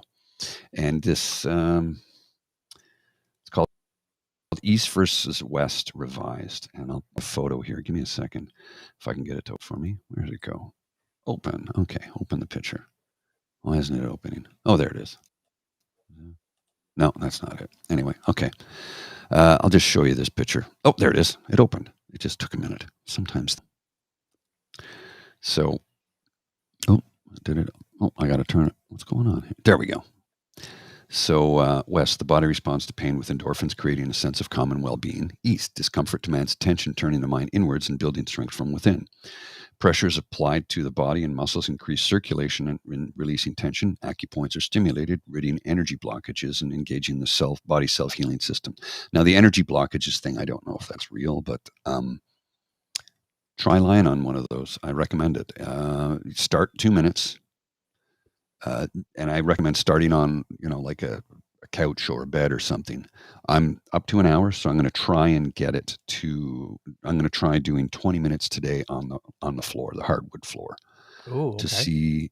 Yeah, because I'll get a little bit more pressure that way, right? Yes, you And will. to see if that will improve things. I'm going to try and do 20 minutes at the end of the day today. So we'll see. I recommend it. It's my sister told me about it when I was visiting her recently, and I tried it, and she says the first 2 minutes are hell, but after that it's okay. And sure enough, I lied down on it. Within 2 minutes, my sinuses were clear, and I was suffering horribly from my allergy. Within 2 minutes, I could breathe again. It was like, holy crap. So how it works, I don't know, but it works, and I recommend it. So that's Mm. I guess that's my word of advice for the day. Oh, good. Yeah. I'm noticing on the chat here we have Kit Cassie Lake saying, "Have to get ready for another harvest day. Have a peaceful day, everyone. Remember, there's still goodness out there." So, yeah, hoping that the harvesting goes well, especially in Manitoba. Out in the Manitoba. Out in the Manitoba. All right. I'm glad you mentioned all of that, Mr. Grillet. Oh yeah. Well, yeah, because I mean, we do big like the national stuff and whatnot, but and Mhm. sometimes some international and provincial. But looking down at the local is because I'm sure this is a situation not just in our city. I No, it's keep on across the calling Ottawa country our that, city now. and Yeah. um, Ah. it's Love something that, it. like I said, I'm in agreement with getting more cars off the road. I really am. Absolutely. You build more roads, you get more cars. You add another lane to the highway, more cars. Yes, but it's not just as simple It's as been just putting proven, in a bike lane. You have to adjust other stuff to make it work. and that's what they haven't done. They've put the cart before the horse. Right. And what about for those individual? Not everybody has a bicycle. Number one. Number two, not everybody can ride one because you could have a physical impairment that would prevent you from doing so. So you need to take public transit. Like my dad can't ride a bike. Yep. I mean, he's capable. Well, he used to be capable, but he's got too many back injuries now. So he needs a cane. He needs a walker. He's 82 years old. These things happen when you get older. The old injuries come back to haunt you. What are you going to do? Tell him to ride a bike? He can't do it. He needs to either drive or take public transit, and public transit is just not reliable enough. Mhm. And if it works, Mhm. And I mean, it would probably take him 20 minutes to walk the 300 meters to the train station, there's a train station 300 meters from their house, Mhm. a new LRT station. Mhm. And he could take that right downtown, and I could meet him, and then we could go for a pint, and hopefully we'll be able to do that in the future. But I don't know when the trains are going to be running. Mhm. We have some kits. We have some kits also that are agreeing with Matt here. We have PNC Bio says, MS is literally a deterioration of the myelin. I'll see if some nerve flossing doesn't ease my MS. My significant other Yeah, loves her Matt. Oh yeah, yeah, Yep. okay, Yeah. And then Kit yeah. Saucy. Give it a go. Yeah. Kit Saucy. My mind went to a dark place with a room that had a nail bed and other things. Yeah, it's not my jam. Not my jam. Yeah, and I agree with you on this one, PNC. Call me. G blockages does sound like a lot of woo, but lying on that mat I've noticed it's helped. It has. Yesterday morning, I had a terrible knot in my right shoulder, right behind the blade, and Bridget was trying to massage it out, and we couldn't. Nothing was working. So I said, "Well, let me try," because the mat came with a pillow for your neck. And I thought, well, I don't need the whole mat. I'll just put the pillow, which will give me different pressure. Within 10 minutes, the pain was gone. Yeah. I was able to function. So Okay. it Kit works. Saucy's I don't know how. Kit Saucy's being naughty. Hardwood, you say? And Um, Kid Jen gives you a little buzz too. Yes, the endorphin buzz. yes, I've yeah. yeah, that's a pretty interesting high. Mhm. Actually, Well, I've had runner's high, right? well, the runner's high, but I've had it once. Can't remember how I acquired it, but I remember, oh my God, I think I was like floaty like for about 2 hours. Just like, hi. It was all peace and love And and floating and that's super called a slow total mo. body orgasm. Yeah, super slow mo. Oh, and endorphin. Oh, it's so good. I wish I could recreate the feeling, though. It's only happened once. Oh man. Try scanning that. Let me know if it works. That's the stamp I had made up, and it should take you directly to the YouTube channel. So if anybody wants to try scanning that to see if it works, just to let us know. It should take you straight to our YouTube channel, which I know you're already on, but curious to see Yeah. if it's working. I think that may have been it, Jen. Actually, hot yoga does it too, blissed out. That may have been it. I remember Mm, once I did a hot yoga session at one point where I think we had to to bring our arms back like this, and I was mm. so relaxed at one point that my arms, like the shoulder blades, actually flipped and like my arm went down, Oh my. and I was sitting there I was in there in the pose. I think I had my head down on the mat, and I think it was almost like a child's pose, but your head down was in the mat on the mat. And when I pulled them back, I thought, oh crap, my Mm. like I just discovered I might be double jointed there. They went I've back because it was broken like a something. Cirque du Soleil type thing, right? Where you bring your arms back like this, and then the shoulders just keep going. And I thought, what if I can't get unstuck from this? Okay, don't panic. Just keep breathing. Keep breathing. Don't tense up. And they did come back, but it was He'll be just all like right. that. Roll Yeah, Charlie but around. He'll be all right. yeah, but the shoulders just like they just sort of like what they like flipped, turned on each other, and it's like Hmm. okay, I knew that I had flexible rotator cuffs because I swam butterfly. But Mm. yeah, exactly, Jen. Did I just dislocate both my shoulders? It was like, ah. Fortunately, they came back. They slipped right back. So, but yeah, that was a really weird feeling. But yeah, that was the session afterwards. Like, cause I think I was floating for 2 hours. Mm. I've never been able to get back to that state again, where it's just everything just like, No, and literally the first time you hit that state will be the most intense, oh and you'll yeah, never ever get back to it. You're never going to get, it's like when you talk about um, athletes who they retire, especially elite athletes, they miss the roar of the crowd because the energy buzz you get from that. So they try and figure out other ways to do it. Sometimes they turn to drugs, sometimes they turn to gambling, something to get that rush back. yep. You're always pursuing it. You'll never ever have it the same again. The first time is always the best time, and you may get close, you may get really close, but it'll never ever be the same as that first intensity because it's something you've never experienced before. Mm. So you're chasing the uncatchable thing, if you will. Ah, yes, yes. Well, we kind of slightly got off topic there, but hey, It it was happens. interesting Hey, general conversation. culture. It's not just politics; it's general culture too, right? Exactly, exactly. Couple little tidbits because we're getting late in the show here, and we might be having to call an end to it soon. Um, Hmm. when we talked about the G20 meeting in India, there's a couple of additional things that happened out of that you might be interested in, kids. The first thing is that um, there were two major decisions that were arrived at. And the first one is that there seems to be, now I'm not sure it was the whole G20, but it seems to be more like a side deal that happened at the same time. But there is a deal between certain nations to create in not necessarily in opposition, but as a contrast to China's One Belt Road that they're doing the Mm-hmm. trade routes. So it's a multinational rail and shipping project that will link India with the Middle East and Europe. That has been announced on the sidelines of the G20 summit. The corridor, which would include India, Saudi Arabia, the United Arab Emirates, Jordan, Israel, and the European Union, would help boost trade, deliver energy resources, and improve digital connectivity. Um, so it seems that a lot of nations are looking maybe for another route, given the One Belt project and the fact that China keeps on building more and more islands in the South China Sea and claiming the entire sea as theirs. which will probably have some issues for shipping, particularly You now think? that China has the world's largest navy. That sort of Mm, quietly happened in the background. But the deal will aim to link Middle East countries by railway and connect them to India by port, helping the flow of energy and trade from the Gulf to Europe, U.S. officials have said, by cutting shipping times, costs, and fuel use. So that was the first big thing.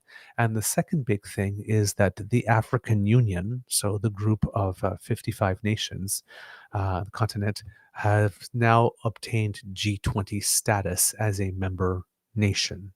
mm, Now, of course, the African Union is not a nation, but in the same way that the EU is a member of the G20, the African Union is now and on equal footing with the EU within the organization. That's a big, huge development.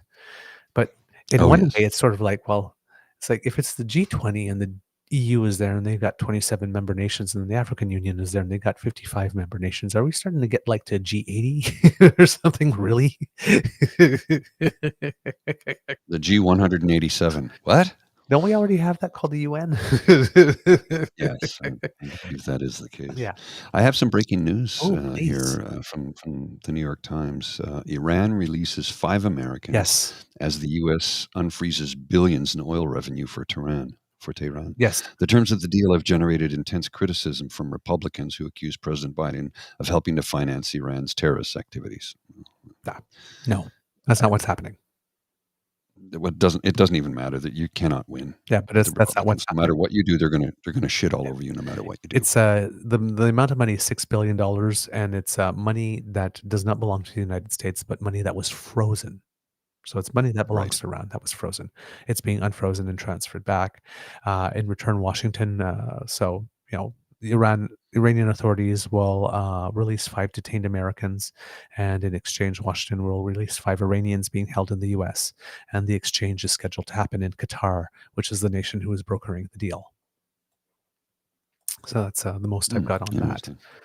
But yeah, and that's been in the works for a while. The Republicans have been trying to lay the groundwork on the Joe Biden has given Iran $6 billion, which will be used against us, and blah, blah, blah type thing. And it's like, no, that's not what's going on. It's actually their money. Mhm. So, since we're talking That's internationally, yeah. Since we're talking internationally, we've talked last week about the earthquake in Morocco. That was 6.8, and for which the government has a program right now. If you're donating to the Red Cross, matching funds up to $3 million. But while that was going on, there were big storms in Greece and Bulgaria and Turkey, which led to flooding. Well, it also led to flooding on the south coast of that body of water, hmm particularly in Libya. Huge storm, which led 2 dams to break and overflow. Damn. These dams were in some state of disrepair and had not been tended to.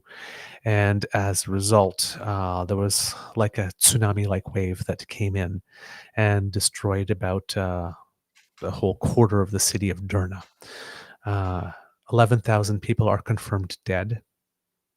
10,000 Wow. at least are confirmed missing, and 40,000 are considered displaced according to the United Nations.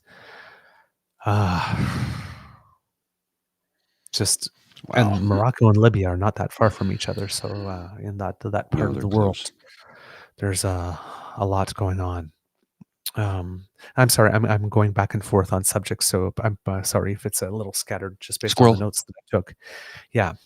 Also, with regard to India and our relationship with India, which is not that great at the moment. Mary Ng, who is our Minister of Small Trade, I believe. No, not small business. Sorry, that's Richie Valdez now. International Trade has canceled an upcoming trade mission to India. And it seems that Canada and India were in talks for a free trade negotiation, and those have been paused as a result of the chill between our nations, and in particularly because the Prime Minister dared to inform Prime Minister Modi that our national security officials have told him that India is a top source of interference in our country. And wondering what it is that India might be able to do to help with that. And, well, it seems that the answer is nothing. Hmm. So there we go. So yep, there's a chill there. Now Modi is will be going into an election this year, and I'm sure that a lot of this stuff is obviously again for domestic consumption Mhm. to make himself look like a strong, tough leader. So yes, we're being used as the international punching bag yet once again. I don't know why authoritarian. Well, I know why. Because we Because can take a punch. well, not only can we take a punch, but of the G7 nations, we're the smallest one. Mhm. Population-wise, yes. Yeah, and With, and I and, think, and the overall size of our economy and all that kind of stuff. So well, if we're they're, not the smallest when it comes to G7, when it comes to the economy. Are we? Are we? I I think don't so. know. Yeah? I think so. We might be, yeah, because I think technically, if there was a G7 today, we would not get in because we're like G12 or 13 now. Oh, okay. I Yeah. thought we were doing better. Oh, anyway, whatever. Yeah, but yeah, it's they like to pick on us because they feel that we are the nation that has the least means or the least ability to push back, and if they get us to cave, well, then that sets a great precedent for the other six. Which is one of the reasons why we need to stand firmly, because it seems that we have become the choice nation for probing first. And again, based on what we've seen over the past few years, if it was the conservatives, they'd fooled every time rather than standing up. They just can't win. They just can't win. I know it's possible, but really, we do have to show up and vote, because it's not, the outcome is not going to be good for us. No. It just isn't. All right, Kits, I believe that, Mr. Grizzly, do you have anything else, or should we call it? I have show? something that I'm on the fence about. All right, well, tell me a little bit about it, and maybe I'll help you. It's a post from Truth Social, Okay. from Trump's social media channel, if you will, social media thing. He posted this just a few hours ago, 9:30 p.m. last night. It's Happy New Year, I guess, because it's Rosh Hashanah, was it yesterday? Or- Mm-hmm. I believe I'll so. put this on the screen. I don't really want to read it. I'll leave it up to you whether you want to read it or not. I don't, but it's pretty bad. It's Oh, no, yeah. I don't want to read that myself. It's on the No. screen. No, that's just dumb. I don't want to repeat those words. So for the audio folks, I'll just cut this section out so they won't know what they're missing. I don't want to read that. It's basically a Jew blaming thing. Yes, yeah, and we'll leave it at that. Yeah. It's one of those things where I look at it and go, "This Well, is real. It's real." Well, that's the thing with these things. It's like, it's been said, it's out there. Should we report on it? Yes. Right. Yeah. But the thing is that there's so much out there, and a lot of it is of terrible quality, and a lot of it is just bait. People Yeah. going fishing. Oh yeah. Put it out there, Yeah. we're going to get a reaction. And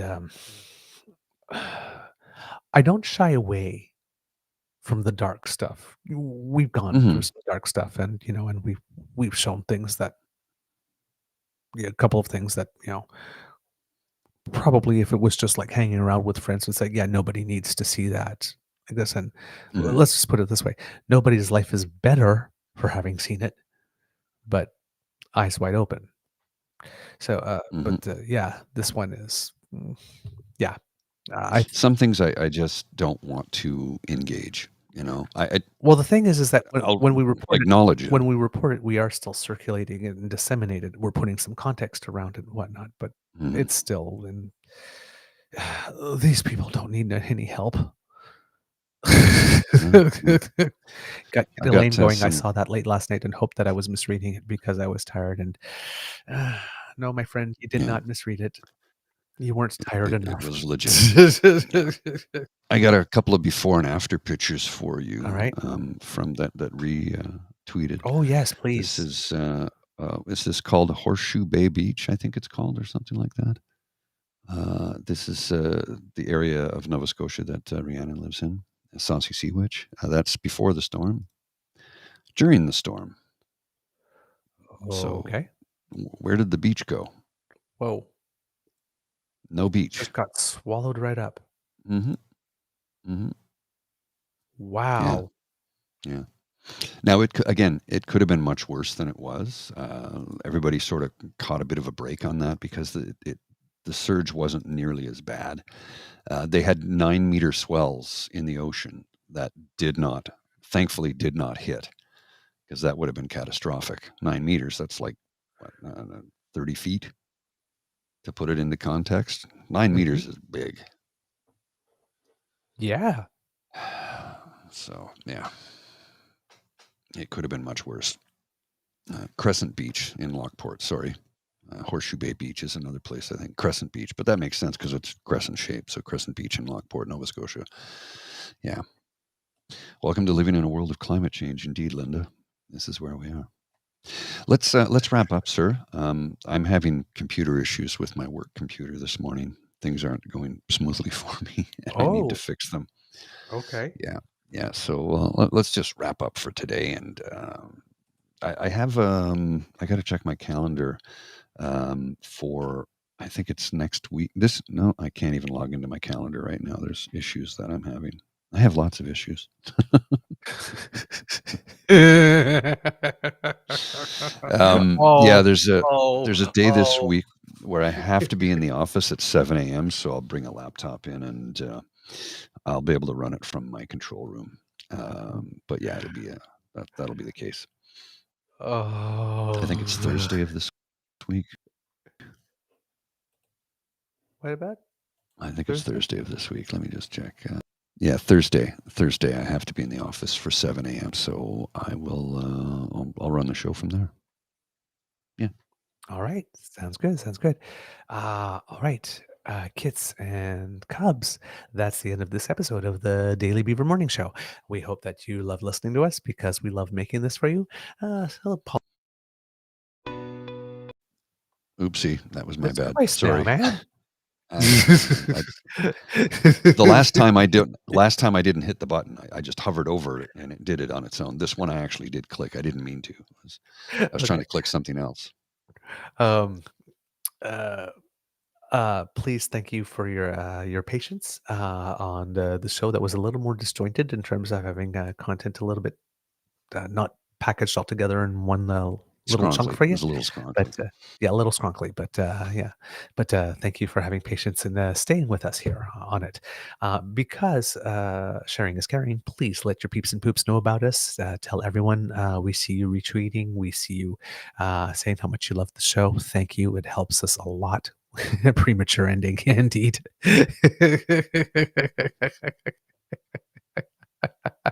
Oh, man. Premature elucidation. No, we love it when you're scrunkly. Thank you. Because democracy is something that you do. Make a plan to vote if you're living in Manitoba. Remember, friends don't let friends vote alone. So make sure that you're going to bring some people with you to make sure that we get rid of a conservative government. Because they're not helping down there, and they don't even want to look for a landfill for other people. I mean, they're devaluing Cubans right at this moment. So let's. It's time to change the diaper. It's soiled.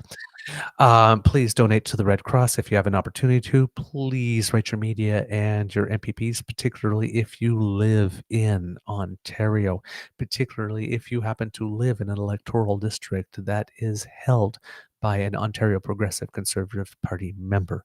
Please go to the constituency office. Please call and ask for a meeting.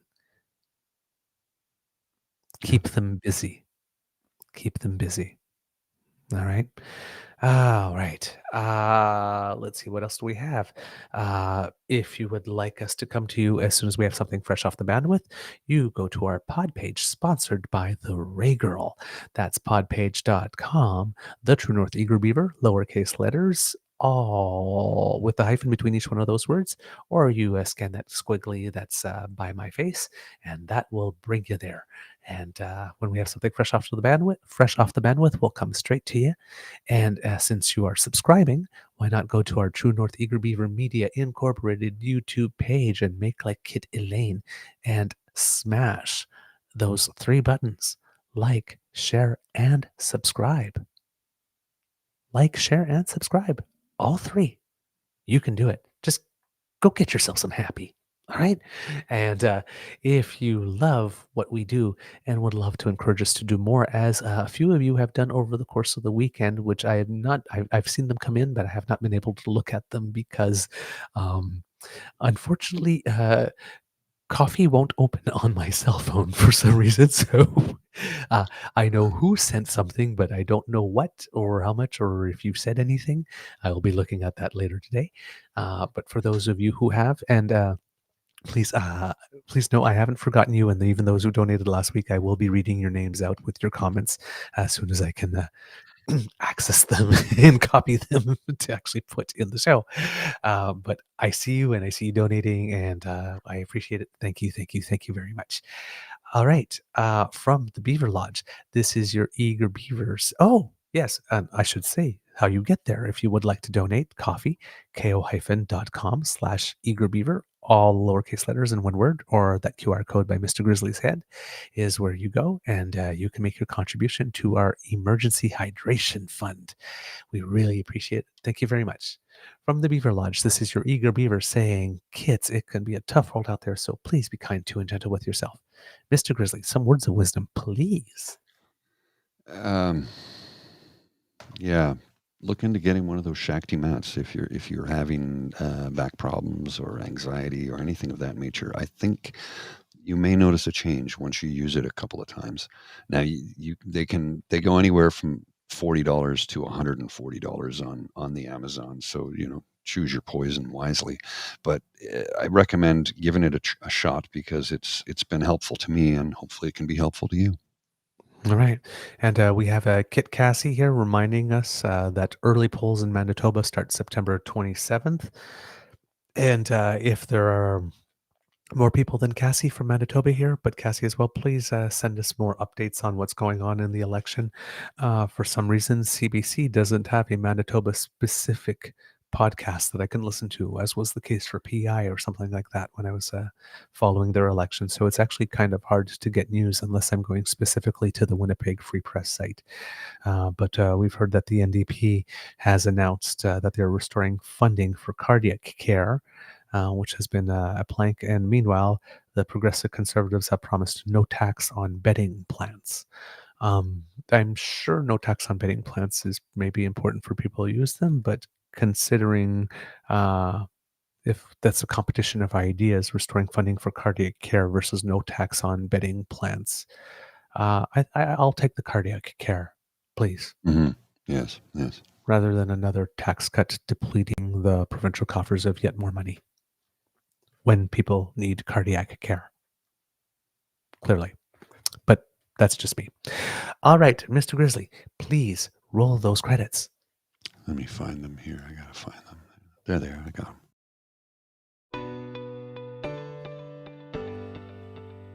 You are listening to a True North Eager Beaver Media Podcast.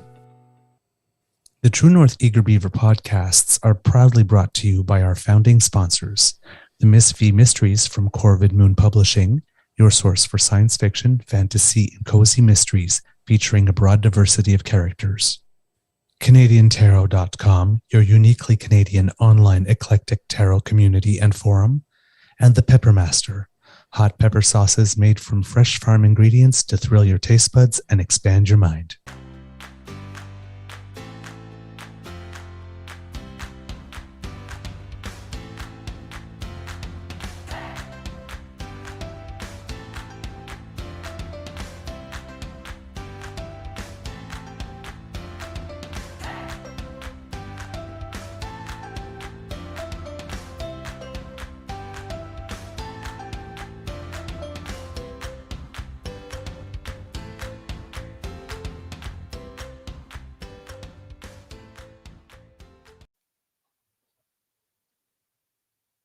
All right. Suddenly abruptly ended, right? Yeah, it did. The music just Yeah, just a little bit of good news for you kids before we go away from our athletes, as always.